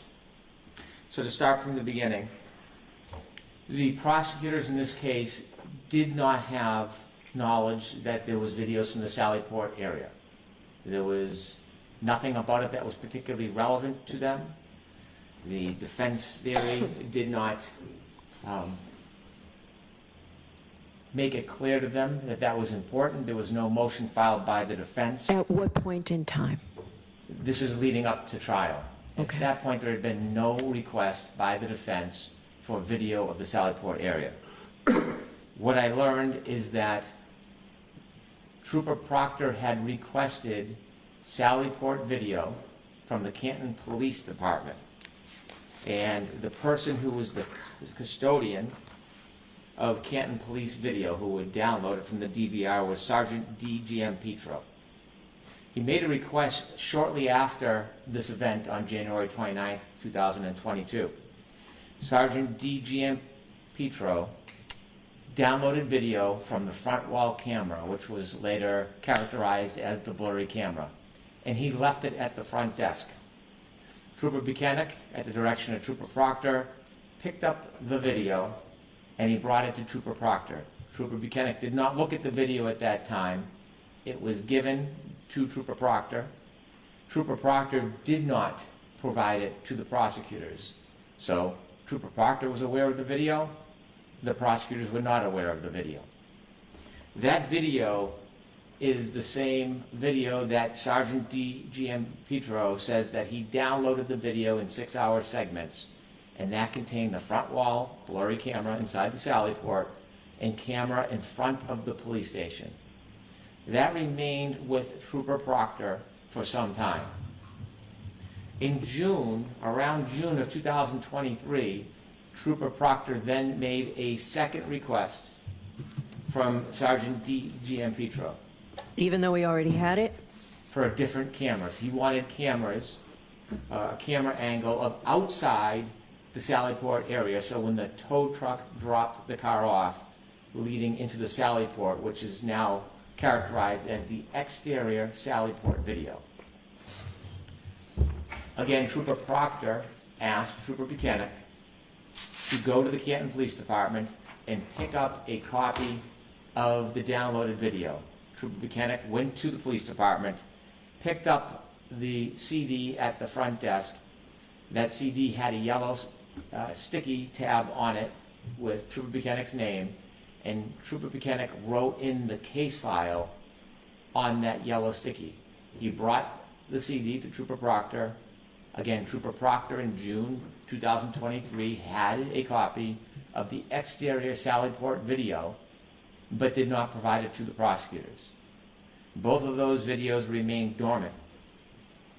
When Trooper Proctor was called to the federal grand jury, essentially he testified or was asked about video and said that he reviewed video. Now, this was not evidence that the Commonwealth intended on introducing or had any specific interest in. There was no particular discovery request by the defense, and there was no order. But upon reading that grand jury testimony, ADA Lally reports that he then inquired about the video. This is Inquired of whom? Trooper Proctor. Okay. This is shortly before trial. ADA Lally was given a copy of one of two of those productions. He was given the copy of the front wall video, which also contained video of outside the front of the police station. That was quickly turned over after Attorney Lally received it on April 4th, 2022. So what we know at this point is Trooper Proctor has this original production on April 4th, 2022, shortly after January 29, 2022. I'm sorry, it was provided April 4th, 2022. 2022 or later? No, It was later, right? It was Because later. the It was- federal grand jury was later. he provided it on the eve of trial. So it was April 4th, 2024. So we know this production on April 4th, 2024 was in the hands of Trooper Proctor shortly after January 29th, 2022. At this point, the prosecution team is still unaware of the June 23 production, which has Trooper Buchanan's name on it, which shows the exterior Sallyport. As trial began, there still was no specific order or request. The chief of police saw something about the trial, and let me rephrase. Prior to the trial, it's reported that Attorney Yanetti was discontent because the video of the front camera Sallyport was so grainy, intermittent, and not continuous. And that's an accurate description of that video. Chief Rafferty, in response to seeing Attorney Yanetti's concerns, then asked Sergeant D. Giampetro to see if there was another camera or to produce any other video from the Sallyport. Sergeant D. Giampetro then downloaded video from the DVR, which is the second camera that is inside the Sallyport, known as the inverted camera, or now characterized as the inverted camera. That was produced April 23rd, 2024, given to ADA Lally, then given to the defense. And so at that point, there are 3 video productions that exist. The first turned over to the defense April 4th, 2024, the second April 23rd, 2024, and the June 23 production of the exterior Sallyport has still not been turned over. It's in the possession of Trooper Proctor, and the prosecutors do not know about it. After the trial, one of the employees from Norfolk County, Colleen Crawford, went to the Sallyport and looked at the DVR system. And when she looked at it, she saw that video still existed on that system. Although there was a 30-day overwrite on that system, the system had a number of backup hard drives, and because of the backup hard drives, the video existed longer than 30 days. She wrote an extensive report that was turned over to the defense, and this is after trial. The report notes her investigation about all the different videos, and it summarizes everything that she saw in that July 2024 visit.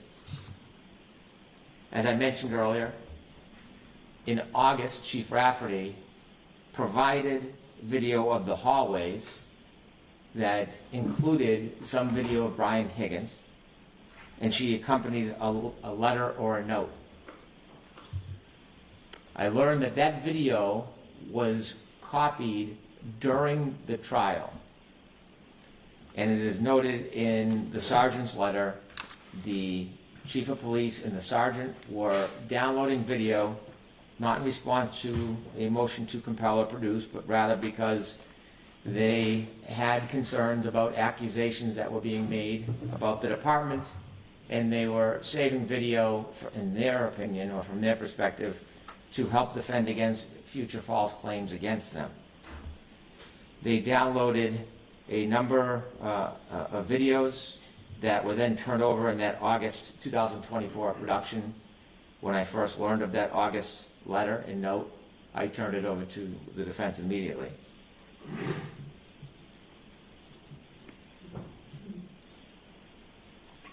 The issue came up regarding the DVR in November, and as we've litigated extensively, so I'll simply summarize it, I invited the defense to come to the Canton Police Department.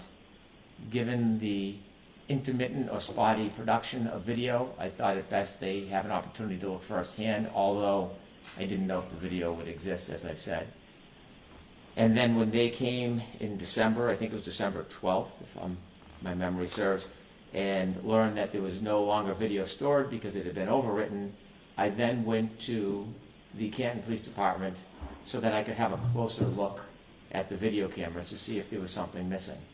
I toured the entire station, I learned about the videos, and then as a consequence, I spoke to the chief, other officers, and the sergeant unexpectedly. The sergeant told me that he would click and drag copies of video when he would download them from the DVR. Inevitably, we had the litigation about whether the defense was going to download in person or not. And then as I tried to finalize my investigation into the tapes and realizing there was no actual written chain of custody, I wanted best to memorialize it. I had been reviewing all files, data, hard files, but I had not been on the case long enough to review everything, so I asked that the parties of the Commonwealth look through all files, all databases, so that I could help facilitate my review. At that point, I was provided by Trooper Tully the June 2023 CD with Trooper Buchanan's name on it. That is the exterior Sallyport video. And within 24 hours, I provided that to the defense. I then asked both the sergeant and Trooper Tully and Trooper Buchanan to write reports. Since there was no chain of custody, I wanted best to give as much information as I could and document the history of the video. That, Your Honor, is a summary of everything that I had learned, the investigation, and the production of the videos. Do you know which investigator's file it was found in? Trooper Proctor's.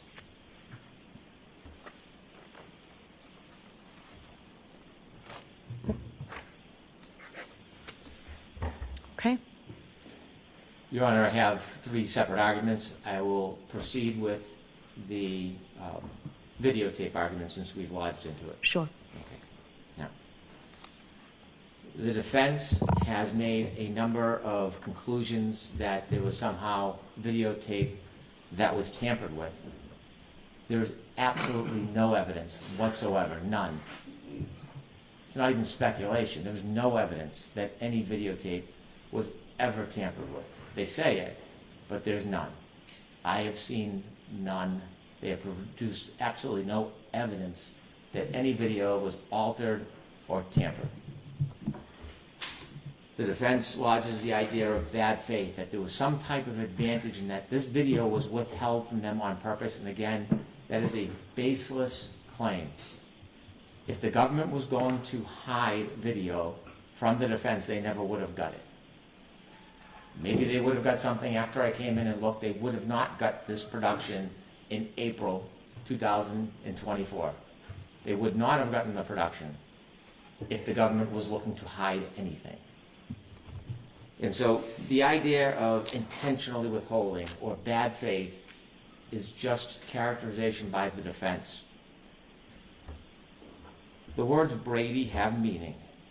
Now, first, Brady needs to be exculpatory, and that's going to be something I think I can demonstrate does not fit this case. And secondly, in order to compel the court to conclude there was some type of remedy that should be issued, they want the court to conclude, like they do, that there was some type of tampering or some type of destruction of evidence. There was none. There was none. Now, Trooper Proctor had this video from June 2023 in his file. And I think the best evidence that this was not intentional is if you review Trooper Proctor's trial testimony. So do you have a volume? Is it at the same place that Ms. Little gave me? Well, I have the same volume. They gave you a fragment of his testimony, which is about 3 sentences, but if you actually read a number of pages of his testimony that deals with this video, and it begins on page 133, what you will see, and I won't spend a half hour reading it, but what you will see is that Trooper Proctor was aware of the grainy video, which was the video that was provided right after January 29, 2022. He was unaware of the inverted video until it was produced right before trial or right during trial by the Canton police. And you can also see that he in no way was hiding the June 2023 video, because you can see the confusion between all the parties at trial. Attorney Jackson is asking Trooper Proctor about video, and Trooper Proctor is explaining there is a Sallyport video, and also there's an exterior video outside the Sallyport. And it is clear that Attorney Jackson does not have that June 23 exterior Sallyport video because he's very confused in the questioning of Trooper Proctor. And Trooper Proctor continually tries to explain that there is both the Sallyport and there's the exterior video. So clearly Trooper Proctor was aware of the exterior Sallyport video, but it will be clear from the reading of his cross-examination that there was no intentional withholding. He should have, since it was in his possession, whether it was relevant to the government's case or not, he should have provided it to the prosecutor, and then it would have been properly provided. But it was his oversight. There was nothing intentional or advantageous about it because he struggled to try to explain to Attorney Jackson. And so it's also notable that Attorney Lally never has an opportunity to ask more details about those. Well, he has the opportunity, but he doesn't ask more details about that misunderstanding because he's wholly unaware that it even exists. It's a confusing moment, but it clarifies that there's nothing intentional whatsoever about this course. And so it's important that although the defense now suggests there's something exculpatory about it or something about it that's important, it is important to note that the defense never filed a motion for the production of the Canton Police Department video. It is not incumbent or assumed that the Commonwealth is going to obtain every video from every part of a town during an incident. It's not assumed that they will do that. The Commonwealth seeks evidence that they think is exculpatory, they seek evidence that they think is relevant material, and when they receive it, they are supposed to provide it. There are many cases where video from a police department is never provided to the defendant unless they ask. Or many cases where it may be a video of the booking, but not the hallways, not the bathrooms, not the back parking lot. Put in context that the defense theory was an evolving theory throughout this case to this day. The defense theory was that it was some third-party culprit, unidentified, who committed this act that led to the death of John O'Keefe. In fact, if you see earlier interviews, the defense position publicly was, you know exactly who did it, intimating that there was a specific person. Now that recently has changed. If we see the recent interview 2 weeks ago on Fox 25, the quick answer was, we have no idea who did it. We don't have to know. And so this fluid position is not notice to put the Commonwealth on notice. They're supposed to chase down every potential idea or creation that the defense has. It's important to look at the motion that has been presented to your honor on behalf of the defense, where they claim that they moved to preserve video evidence. And when you look at that motion, the best it says is that they moved to compel physical evidence. That does not put the Commonwealth on notice of video evidence at the Canton Police Department. Was this the Stoughton District Court motion? It is. Okay. And I know the Superior Court did not adopt it. However, I think the Commonwealth being on notice is the point. And even if it's in district court, I think it's the Commonwealth's responsibility. I agree with that. Okay. And so, Attorney Yanetti, and I've mentioned this before, was very prolific in his pretrial discovery motions, very meticulous. And when you look at his meticulousness, if there was a need or a desire for video, he certainly would have asked for it. He didn't. In fact, when you look at the perspective of Attorney Yanetti, you don't have to look much further than his characterizations of how he sees the difference between the crime scene and the Canton Police Department. I've attached, for your honor and for the defense, exhibit number 4, trial testimony of Trooper Nicholas Garino. And when he cross-examines Nicholas Garino, he is pretty clear that there is a difference between the Canton Police Department and the crime scene. He cites on page 75, but you'd agree with me, the Canton Police Department wasn't the crime scene, correct?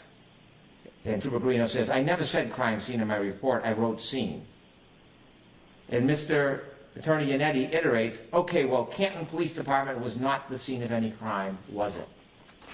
So the defense is hard-pressed now at this moment where they are trying to create prejudice that doesn't exist, to try to convert a motion that they filed with very specific intentions for physical evidence, to now suggest that that includes Canton Police Department because the Canton Police Department is somehow the crime scene. It doesn't convert.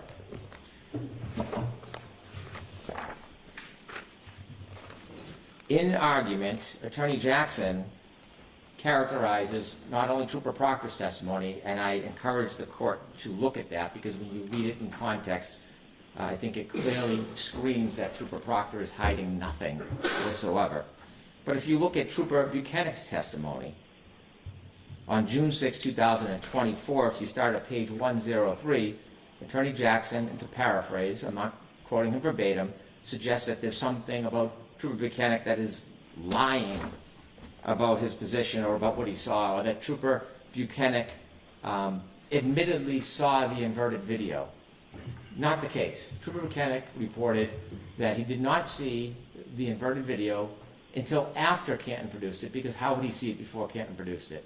And that was in his preparation in May. And he did not say that he sat down with ADA Lally and watched the inverted video. He was asked, were you shown any of the videos that you see in anticipation of your testimony? Now remember, there's not just Canton Police Department video at that point. There is video from Ring, Town Hall, a number of different places. And he said, not during the first meeting, I did review video during the second time. Question, okay. And that video that you did see the second time, was that the interior video of the Sallyport that we saw yesterday, correct? He says, Trooper Buchanan, I'm just trying to remember exactly what video I saw. I had reviewed videos outside of our meetings. That is what he put in his report about reviewing in May, not with ADA Lally. So I don't remember exactly what video Mr. Lally showed me. That wasn't the characterization that was provided in argument. This is very different. question, but you do recall seeing the video that you saw yesterday, the sort of clear one that has the crime scene tape being put up and all that. You've seen that one before.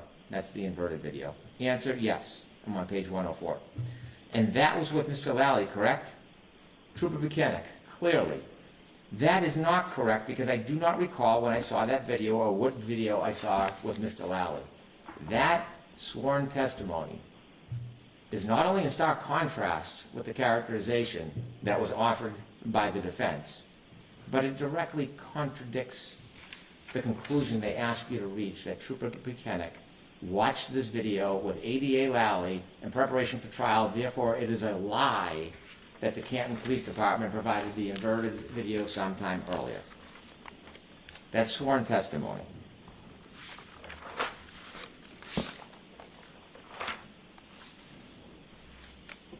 Now, again, trying to assert some type of relevance, the defense suggests there is something in the federal materials that would show relevance because Mr. Higgins said in the federal materials that he does not believe he made any phone calls. If you were to look at that testimony in the federal materials, you would see there was an enormous amount of conversation about the period in which he was sleeping. And there were dialed calls between him and Mr. Albert. And so you have to look at it in context rather than say it's an unequivocal denial and there's an aha moment. There is no aha moment. So, Do you have the grand jury cite? I think I might have got it from Ms. Little earlier, but the grand jury testimony of Brian Higgins, I have it. It's just easier if you have a cite to that. I have a tab, but I don't, perhaps Attorney I'm sure McLaughlin Ms. does. McLaughlin can get it I'll from. provide it momentarily. All right, thank you. So what really arises from the subterfuge is that the defense did not ask for video. There was video provided when the prosecutors learned about it. There was video that was in the hands of Trooper Proctor that should have been provided to the prosecutor that wasn't. There was nothing done to alter or taint the video. There was nothing destructive about it. There was no tactical advantage. There was no benefit to the government. And clearly from Trooper Proctor's testimony, there was no effort whatsoever to hide it. It should have been managed better, no doubt. But there was nothing about it that was prejudicial. There was nothing about it that showed tampering or altering. And so ultimately, the import of the defense's argument is that this evidence, this information, is exculpatory. It's exculpatory because what they claim is that it would show that Miss Reed's taillight was cracked, not missing a piece. Now, first thing we look at is Nick Barros' testimony. And if you have an opportunity to look at his testimony, on page 12, line 1, the defendant told you part of the story. I saw there was some damage to the rear taillight. To my best ability and recollection, that taillight was not completely damaged. It was cracked. But they forgot the next part. And there, pause, a piece missing, but not completely damaged. That's exactly how we see Miss Reed's car later on after it is at Canton. The entire taillight is not missing. There is a piece missing. That piece, where the fractures of it are found at 34 Fairview, right near Mr. O'Keefe's body. The same parts of the taillight fragments that are found in the sleeve of his shirt. And so it's not simply cracked. Even the witness they tried to lean on, Mr. Barros, says more. And so if that taillight is not just cracked, if that taillight is missing, then there is nothing exculpatory whatsoever about the Canton video. It's a red herring. Because there can be no plant of fractured taillight if it's already gone before it gets to Canton. There can't be. And so when looking at the evidence, it is unequivocally clear that piece of the taillight is missing well before that car ever gets to Canton. And so we can quibble and we can dispute and we can go back and forth all day, but the best way is to just show you. the evidence. And so when we look at the evidence, let's start first with the fact, the claim that the Sallyport videos were tampered with. Canton went back before January 29, 2022, and they took samples of the video to see if it was in the same condition, inverted for the back wall and fuzzy for the front wall. And we have those, and we've turned those over to the defense, and I just want Your Honor to see a small clip of that to show this condition, these conditions existed before this case was even a moment. So with the court's permission, I'm going to ask to put up exhibit number 2. Exhibit number 2 shows the inverted camera from January 1st, 2022. Now this is 28 days before Ms. Reed's Lexus hits the Sallyport area. Now you can see, if you stop that please, thank you very much, on that wall, on that garage wall, there's a 4, it is backwards. This Sallyport video was not doctored by Trooper Proctor. It wasn't altered by Trooper Buchanan.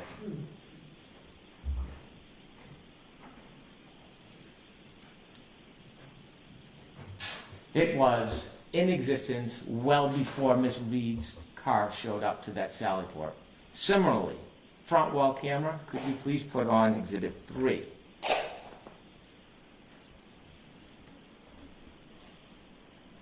Exhibit 3 is from January 28, 2022, a day before Miss Reed's vehicle makes it to the Sallyport.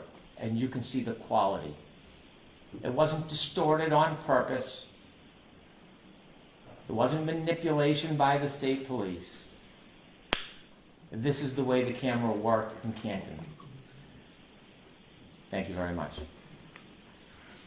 And so the idea of tampering, we can claim it, we can assert it without fact, but we can prove it did not happen.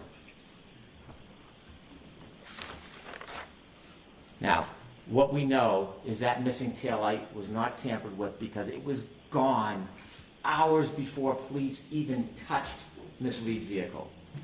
At 5:08 a.m., she left Meadows Road. That's John O'Keefe's home.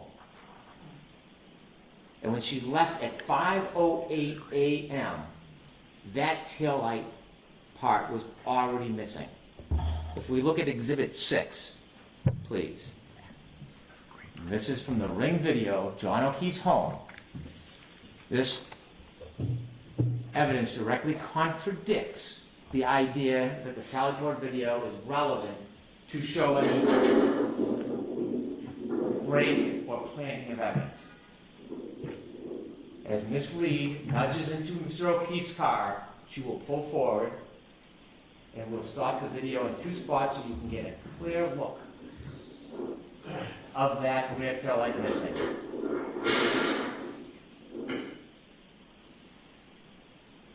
Forward, please. Thank you. And then ahead one more. You can see the white light shine. Stop. You can see it clearly missing. You can't plant something that's already gone. And the reason why you see white, it is a red taillight cover, and when the red is missing or gone, as it is in this case, the white bulb still shines, and that's why it shines white. The defense position is also contradicted by the ARCA witnesses. If we look at Dr. Wolf's testimony, day 31 of trial, it's noted as Exhibit 10 in our package, page 36. ADA Lally asks the good doctor, now doctor, in the course of your analysis or review of materials here, were you ever provided with a video of the defendant backing out a garage and making contact with Mr. O'Keefe's vehicle in his driveway at about 5:07 in the morning on January 29th? He says, I'm not aware of that. And then if we move to page 124, line 1. Now, line 2. Now, as far as you're aware from your review and your testing and everything that you did in this case, if a collision occurred at a lower speed, say 12 anywhere from 0 to 5 miles an hour, would that create the damage to the taillight that you observed in this particular case? And Dr. Wolf says, at that speed, no. We provided notice of our own expert. And there's one thing, many things, but one critical thing the experts will all agree on. That nudging did not cause the damage to that taillight. The defense position is also contradicted by dash cam footage. Sadly, an officer went to the O'Keefe home to check on his niece and nephew on that tragic day. And when he did, he had a dash cam video further reinforcing that that taillight is missing well before that vehicle makes it to the Sallyport area. If we could play Exhibit 7, which is the dash cam footage showing Mr. O'Keefe's car in his driveway at 8:22 a.m. If you could close up to the court, please. If you compare the right side to the left side, although covered and impacted by snow, if you could more close up, please, you can see that taillight, just like the detective from Dighton said, just like the 508 ring video shows, is missing. Is missing. There's no plant.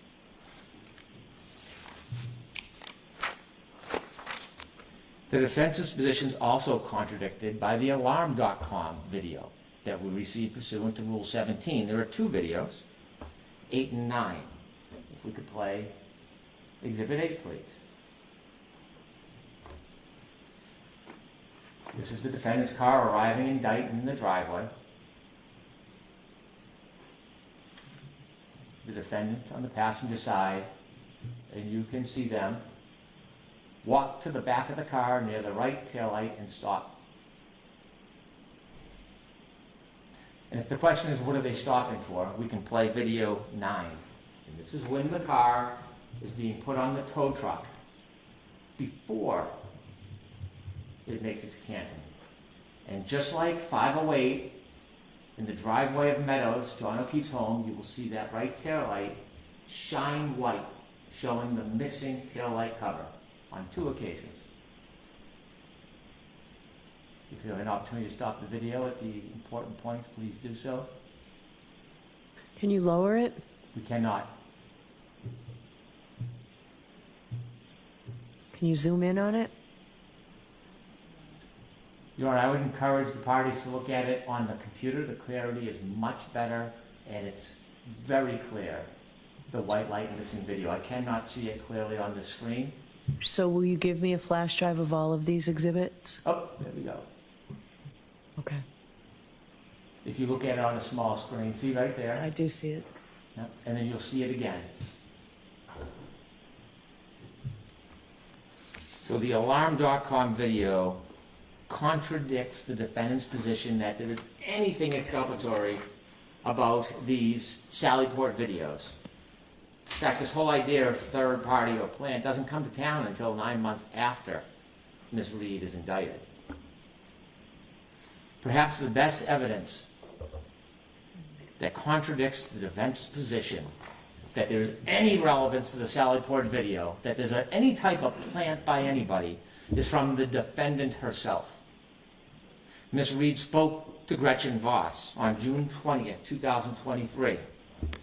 And in that testimony, or in that interview, she said, when my car was seized, there was a few small pieces of taillight missing that I had picked out at John's at 5:45 before we drove over to Fairview. I'm showing Jen and Kerry, look what I just did to my light. And I'm worried that there's gonna be some kind of electric short circuit. There's like the bulb is showing and some of the red plastic is missing. So I picked pieces out of the light housing that kind of collapsed within the light and dropped them in John's driveway. And so I say to the court, the production should have been sooner. It should have been cleaner. This should have been a log or an entry. The failure to provide was inadvertent. It was unfortunate. It shouldn't happen. But it's not Brady. It's not exculpatory. It's not intentional. It's not tampered with. It was inadvertent and inconsequential because the evidence is overwhelming that that light is missing before the car makes it to the foot of the sally port, so there can be no claim. That is my argument regarding the Rule 14 issue. I would like to have time to speak about the claim of jury tampering. I understand the temperament of the court. I'm not tone deaf, but it is a claim that was lodged that has collateral consequence. And I think it's important for me to be able to address it. May I? Yes. The claim of jury tampering is probably one of the most serious claims that one can make, because it's not simply an attack on a case. It questions the fabric of our entire judicial system. If a good juror comes to court and believes there is no integrity in the court or in the judicial system, it is impossible for a fair-minded juror to even consider evidence because they do not trust the system to begin with. And if a government actor or a trooper or a police officer tampered with a jury, that would be one of the biggest, most abhorrent transgressions that could happen, because of the collateral consequence of tampering with the jury. It would take away the community's belief in our system. On the other hand, if there is a claim of jury tampering and it's baseless and there is no evidence, it is not only a direct attack on the judicial system, it would seem to be an effort to try to undermine the authority of the system in court before a trial to impede the ability to have a fair trial. It is an extraordinary claim. And it's notable, the defense motion to dismiss is not just a motion to dismiss, it's a motion to dismiss for extraordinary government misconduct. So when you make an extraordinary claim about jury tampering, there should be extraordinary evidence. There isn't even ordinary evidence. There is no evidence of jury tampering in this case. Now, I don't want to belabor this, but it's important because of the consequence of what happens when a claim like this is lodged. There is damage. And while I'd rather sit down, as I said before, a lie unchecked becomes the truth. And so, how does one propagate a claim of jury tampering when there's no evidence? Well, first you need to plant the seed of corruption. And all you have to do is whisper it and hope the poison goes out there and is resonating in the potential community. And so what happens in this case? The defense finds a willing partner who covets an opportunity to meet with the defendant. They find a time, like after the Super Bowl, so there's this national exposure, and they just seep the information. They just seep it into the public and let it resonate. There can be no retort. The government can't respond. No facts, no evidence. Just saturate the public. Now, it's important to see or hear or read what is said, because this really is the acorn that is being planted that cannot be rebutted. And it's not insignificant that this same information before this interview is being disseminated by Mr. Cannone. This idea that there was tampering by Lieutenant Fanning. Not a coincidence. And so during this interview that the defendant and the attorney have, the question's asked, I don't know why it's asked, but it's asked, there have been sort of these unsubstantiated claims in the atmosphere that there might have been some funny business with the jurors who were dismissed. Really? And Mr. Jackson says, right. The question, is this a real concern that you have? Is this something that you were looking at, or have you just dismissed it as a rumor? Answer, I never just dismissed that as rumor. Something like that, it's too convenient for the prosecution for us to just dismiss out of hand. Do I have any evidence, specific evidence that there was jury tampering? I don't have any specific evidence of it. And yet we have a motion filed 2 weeks later.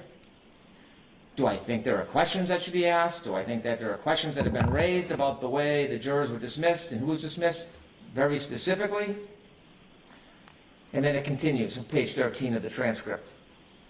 Question.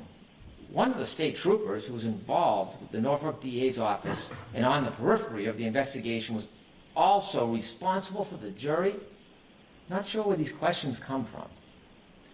Answer, right. He wasn't that far on the periphery of the investigation. He was involved in the investigation. He was direct supervisor over the individuals that were testifying and over and about whom we had leveled some very, very serious claims and ended up proving those claims during the course of direct and cross-examination in the presentation of our case. That person, that supervisor, we found out well into trial. As a matter of fact, at the end of the trial, we found out is the very person who was governing the jurors. That's a question that should be raised. That is an issue that should be teased out. Should never, ever happen. That is the very definition of a conflict of interest. Question. Is that standard in Massachusetts for just the DA's office to assign whoever they want to be sort of, supervisor of the jury? Yeah. Is it standard in Massachusetts? I hope not. Never seen that in my life. But if I had a nickel for every time I said I've never seen this type in my life as it pertains to the Massachusetts justice system, the criminal justice system, I'd have a lot of nickels.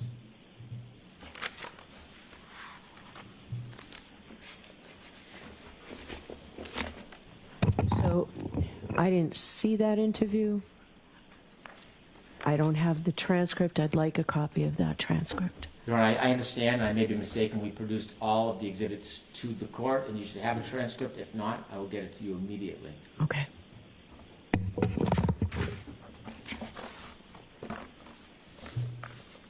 Okay. So after step one, finding a vehicle to plant the seed, and they did that very effectively, the next step is they have to identify our target. Who are they going to blame? Who's going to be the villain? In this case, a villain goes from anybody that gets in the way. It could be a soccer mom. It could be a police officer. It could be a good Samaritan. Anybody that crosses the path is a target. And now they decided they were going to identify Lieutenant Fanning. Lieutenant Fanning is one of the most conscientious, dedicated, admired state police officers in Massachusetts.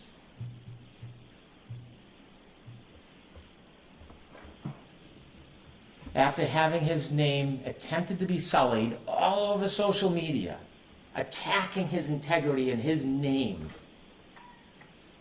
I can dare say that Lieutenant Fanning is in a different position than many. His integrity is so reputable, none of that will break him or his reputation. But it happened. When you look at the motion filed by the defense in this case, and they found their target in Lieutenant Fanning, you look at this motion, page 15. It's important when they made this public pleading, getting back to my request for your honor the other day. You look at the bottom of page 15. It talks about Lieutenant Fanning and tries to align him or associate him with Trooper Proctor because Trooper Proctor's text message was on a chain that included Lieutenant Fanning. Lieutenant Fanning did not reprimand or otherwise correct his subordinate's disgusting and inappropriate behavior. As a result, he was investigated by the Office of Professional Integrity and Accountability for allegations of inappropriate correspondence between department members. True. But then they leave off the punchline. They put this in a public document. They try to smear him, degrade, demean, dehumanize. But what they leave out is that after this thorough investigation by the Office of Professional Accountability, where they took strong measures, very strong measures when they found something that they were not in agreement with, they concluded that these complaints were not sustained So we were all aware of that. I received verification of that through the pleadings. Counsel was all aware of that. I just need the date. When was he cleared? When was that made public? We'll have to provide that to you. Was it prior to this? Was it prior to the motion being filed? Yes, it was last year, last fall. I can provide the date right now. Okay. Trooper Lieutenant Fanning is not in a unique position. If I may, Your Honor, sorry. It was July 17th, 2024. He is similarly situated to the many first responders and witnesses in this case. And then, without any basis, the defense then distorts that Lieutenant Fanning was in charge of juror security. He had control of the jury, and he had access to the jury. Think about what those statements say to our community, who are going to pile in here in less than a month to try to give a fair trial to both sides. Think about what those words mean.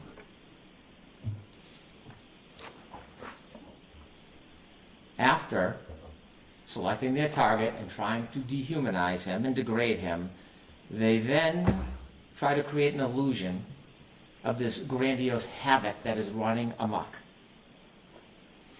Trying to get the community to think Trooper Fanning controlled, had access, and tampered with the jury. Think about that concept. Not only is it an attack on Lieutenant Fanning, it is an attack on the integrity of the trial court. I've walked a lot of hallways in the trial courts over the past 30 years. And the heartbeat of trial courts is the court officers who take their duty so seriously.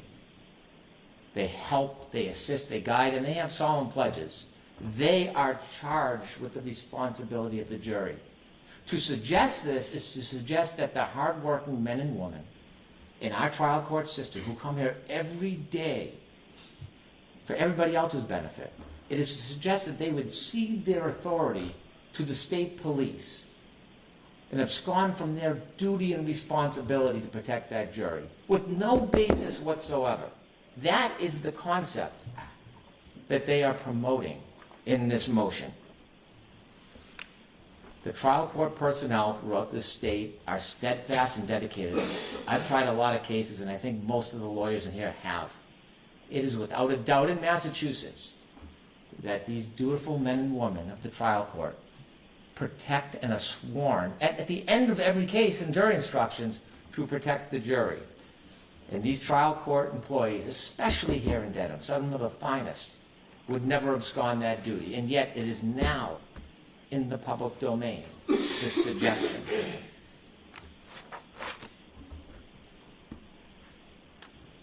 The only way that you dispel innuendo, suggestiveness, unsupported claims, and the poison that can seep into the community, the only way you can stop that is with fact. So I'm going to list a few facts for the record. Fact: Lieutenant Fanning was not in charge of juror security. Fact: Lieutenant Fanning did not have control of the jury. Fact: Lieutenant Fanning did not access the jury. Fact: Lieutenant Fanning was part of a multi-agency cooperative effort to ensure the safety of the public and court participants, which required numerous local police officers and state police because of the bedlam that was created outside. Fact: Lieutenant Fanning never, ever, ever met with or interacted with any juror. Fact: at all times, Lieutenant Fanning worked from a remote location, jointly managing operations for the safety of the public. Never setting foot on this property when the jury was here. Never meeting a juror, never looking at a juror, never being seen by a juror. Fact: no evidence any trial court personnel ever ceded their obligations and duty and handed them off to Lieutenant Fanning. Fact: Lieutenant Fanning heard numerous rumors from various sources about a juror who expressed potential bias. Fact: Trooper Fanning never investigated, approached, or inquired. He heard the information and provided it to the trial court as is responsible, dutiful, and proper. And I'll repeat one more time, Lieutenant Fanning never, ever, ever interacted, controlled, or met with any juror. Your Honor, these claims in the motion to dismiss have a theme. Different issues, same theme, same pattern, same effort. Your Honor should dismiss it outright, and we should move to trial. Thank you. If I may, Your Honor? Yes. Thank you.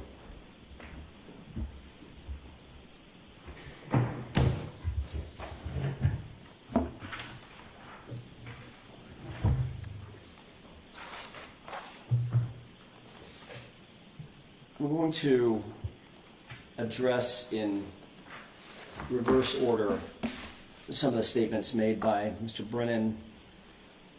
And I want to talk first about this issue of juror interference, which is what we called it. Its words matter. We've claimed that there's interference.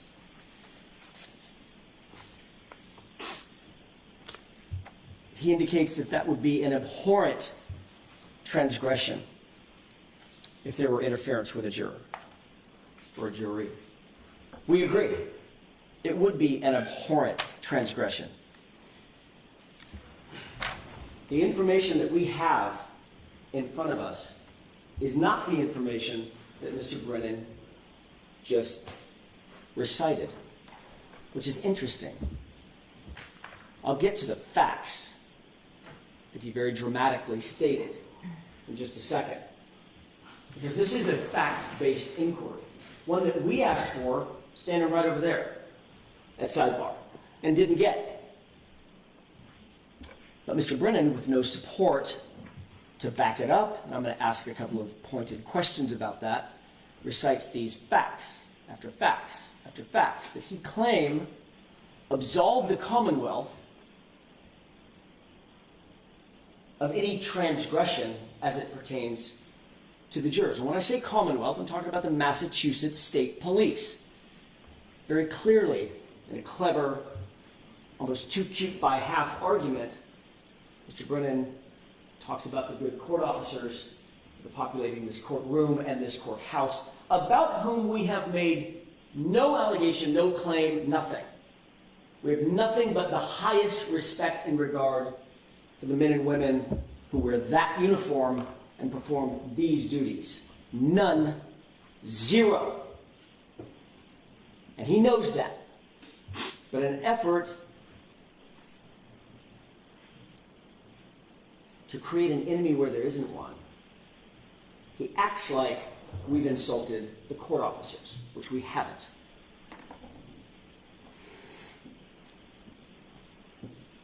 He also said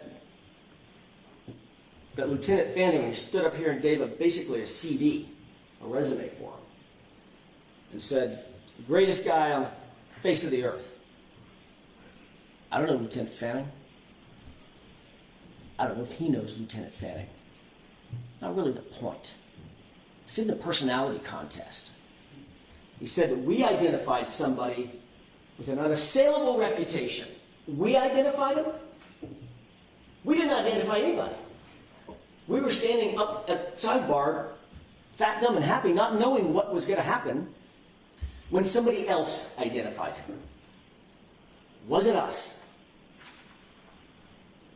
And by the way, everything that we filed concerning this was under seal.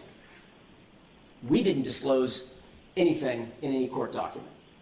It wasn't a public document, it was under seal.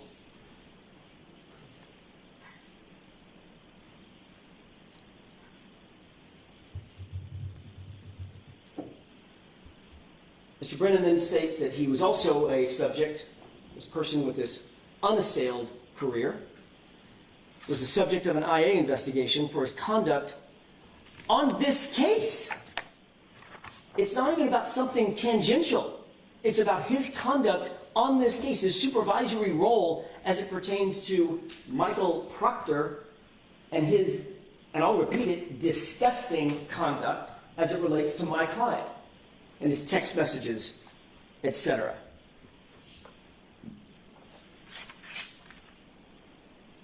When he was asked about those text messages, his claim was, I was on vacation and I didn't read them. And ultimately, the Massachusetts State Police investigation cleared the Massachusetts State Police officer. We've seen that happen before.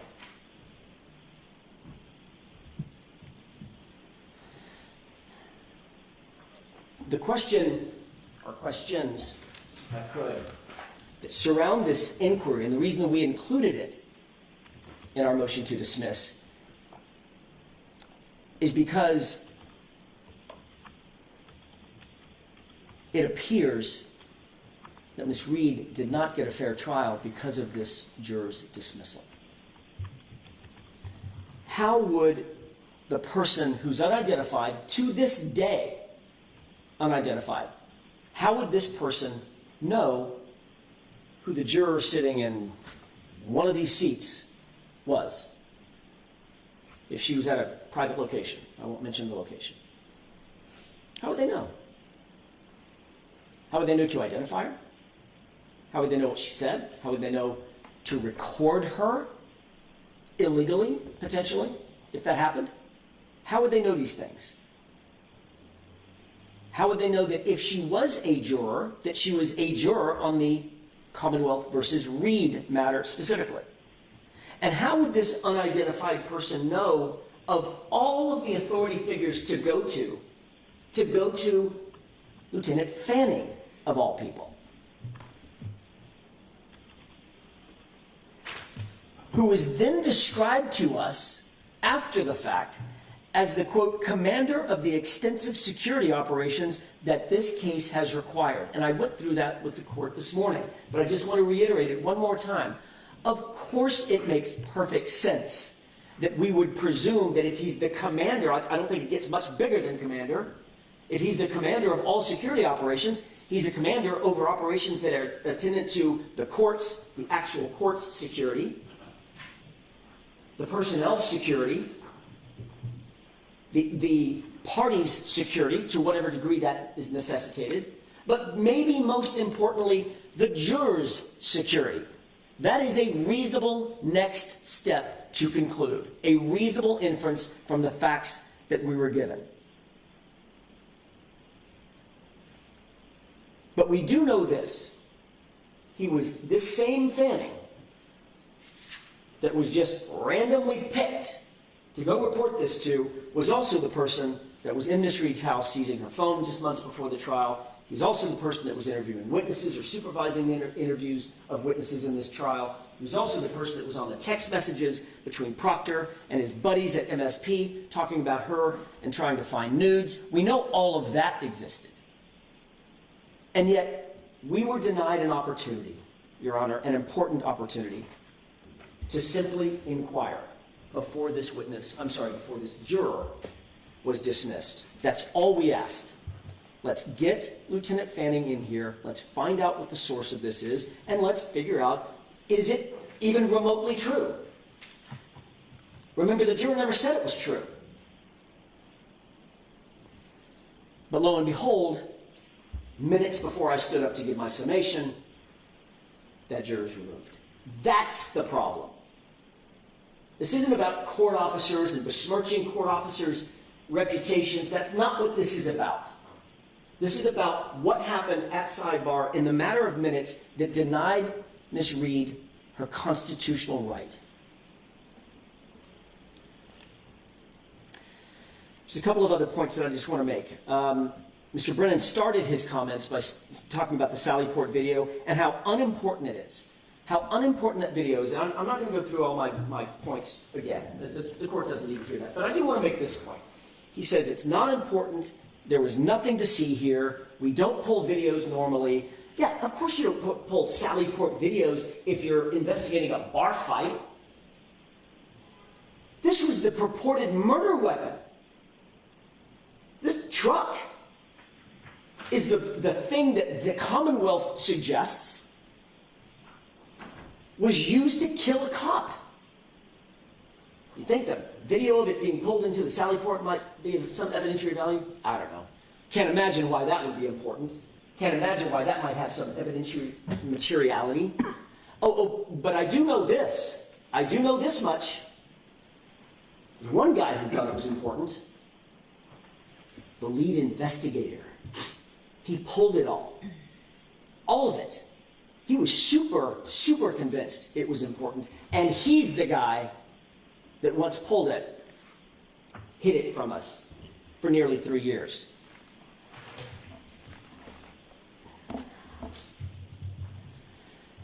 Mr. Brennan spent some time talking about the difference between cracked and missing. Interesting point. Now, I'm not going to go through a bunch of videos and audios. The court has seen all the pictures and photographs that it needs to see, and the court has a very good memory. We've never, ever disputed that the light was cracked at 5:07 or so a.m. That's how it got cracked, is the point. It got cracked on that traverse. And a piece was missing. A piece was missing. Not according to me, according to another agency's sergeant, Barros, who said a piece was missing, but it wasn't completely damaged. Recall that when that light was completely reconstructed with the 46, 47 pieces that were purportedly found, well, they were found at or near 34 Fairview, and then they were reconstructed. Does the court recall what that reconstruction looked like? That taillight was put together almost in its entirety. Almost. Except a piece was still missing. There was a piece unaccounted for. There's a big difference between a crack and the condition of that taillight, which we've now seen, where literally the entire lens material is basically gone. There's a few shards left on some edges, but the entire lens is basically gone. So yeah, it's relevant. And it's exculpatory. The condition of that light when it pulled into the Sallyport driveway. And with regard to the inverted video, again, Mr. Brennan says there's nothing to see here. We've got inverted videos dating back days earlier.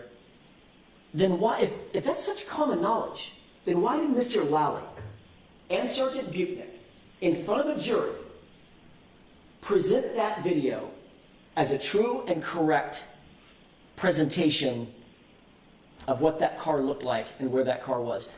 Mr. Lally actually asked the question. I don't have a page and site number, but I remember it because I was sitting here. He asked the question, did you see Mr. Proctor? It was something, I'm paraphrasing, something along the lines of, did either you or Trooper Proctor approach that right passenger taillight? And the answer was no. Because on the video that was being played, it looked like the right passenger taillight was the one closest to the jury. And of course, Trooper Proctor walked right around that and went over to the other taillight. Except when you reverse it, you realize that's the right taillight. Is there a copy of the reverse, the one that you played? Is that in the exhibits for today's motion? No. The one that's been corrected? Yes. I'd like a copy of I that. don't think I have. Sure. We can get that for the court immediately. Also, he played a video of the grainy video, showing, hey, look, some of these cameras are just grainy in other particulars as well, at other times and places. Maybe, or maybe not. What's interesting is the grainy video that we saw, if my memory serves me, and it's my memory, and it's being taxed at this point, but my memory is the chyron on that video, in other words, the running numbers, was at the bottom. Yet the video he just played is at the top. That's the exact same video. If it's apples and apples, oranges and oranges. Why is that different? That's interesting. And with regard to Ms. Reed's actual statements in that interview that was played, or I'm sorry, it wasn't played, it was recited. She said,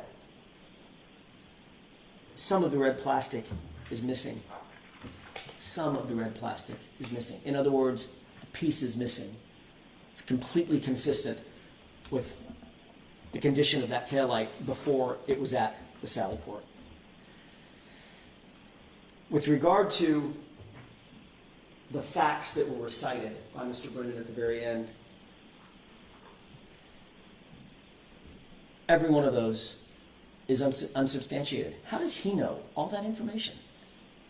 Who has he been talking to? And why don't we know about it? If in furtherance of this motion there was an interview done of Lieutenant Fanning that laid out all of this information about not having contact with jurors and not doing this and not doing that, but yes, doing this and that and the other thing. Why is the first time I'm hearing about this when he stands up and tells us? That has been the pattern of this Commonwealth's presentation to this court and in front of the jury consistently. That is the punctuation mark at the end of the sentence. Why am I just now getting that? Why wasn't that appended to his motion? Was there a conversation Mr. Brennan had with Lieutenant Fanning that we need to know about? This is exactly why, Your Honor, exactly why. If this court is not inclined to dismiss this case, and it should, the maladies of the Brady concerning the Brady violations and the discovery violations are so manifold in this case. They cannot, it's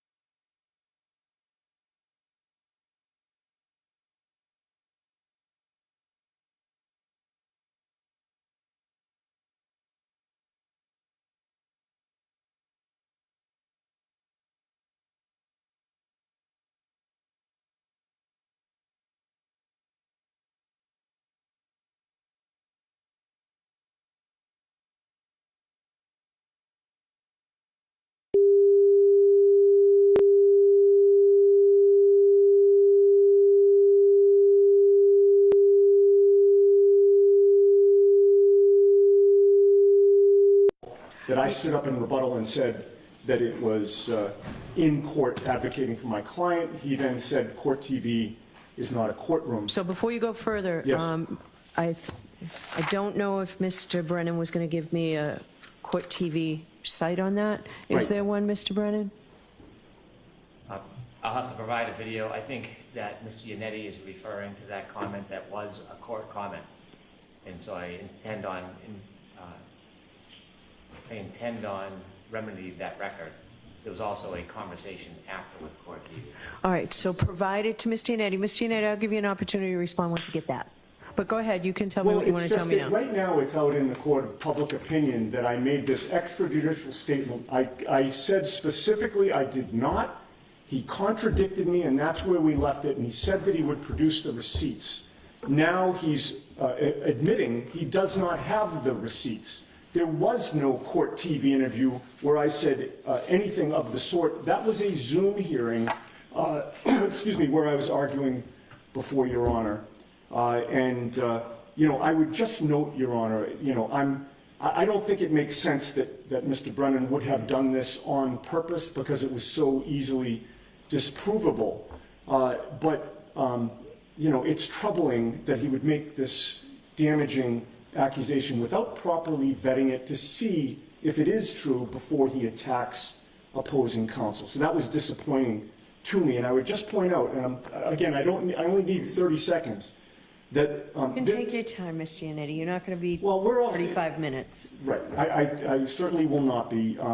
You know, this new false allegation comes after my colleague, Mr. Alessi, co-counsel Mr. Alessi, on February 25th, detailed 9 or 10 false statements that Mr. Brennan has made to this court. And I want to make it clear, I don't need an apology from Mr. Brennan. I don't expect one. But I think perhaps he should apologize to the court. He said today, a lie unchecked becomes the truth. And I just would hope, Your Honor, that you hold Mr. Brennan to the same standard that you hold the defense team. And that's it. I certainly do. So, Mr. Brennan, if you do not have a cite, then I need you to let us all know that as well. I will. It's convenient to retort that there were 10 lies by the court that Mr. Alessi lined up. In fact, I looked at the transcripts. Some of his suggestions that I didn't read the paperwork properly were just wrong. I didn't try to shame him today. It was part of advocacy, and I accept that. There was a conversation, and if you remember, when I related Mr. Yanetti's remarks, it wasn't in relation to 3.6. It was in relation to the fact that they were using the federal investigation to create innuendo that could not be responded to. But I will provide... For your request for the gag order? In support of your argument for the gag order? In response to how they had used federal materials that were under seal that couldn't be rebutted to make suggestions. It directly related to that point, not 3.6. But I will provide the videos. Mr. Yanetti is right that the exact statement that I used was from a court hearing, but then there were subsequent statements made. And so my regrets to Attorney Yanetti, but it wasn't in the fashion of a 3.6 violation. That wasn't the intention. It was to show how they've used these federal materials before the case was closed to their advantage. All right. So if you have the site, I'll give you until tomorrow afternoon to find the court TV site. Very well. If you have it, supply it to all, Mr. Yanetti. So I'm ordering the Commonwealth to, if they have that court TV site, to provide it to all of us. And if you don't, provide that as well. Provide that information. Thank you. Thank you. All right, that's it for today. All rise to the court, please.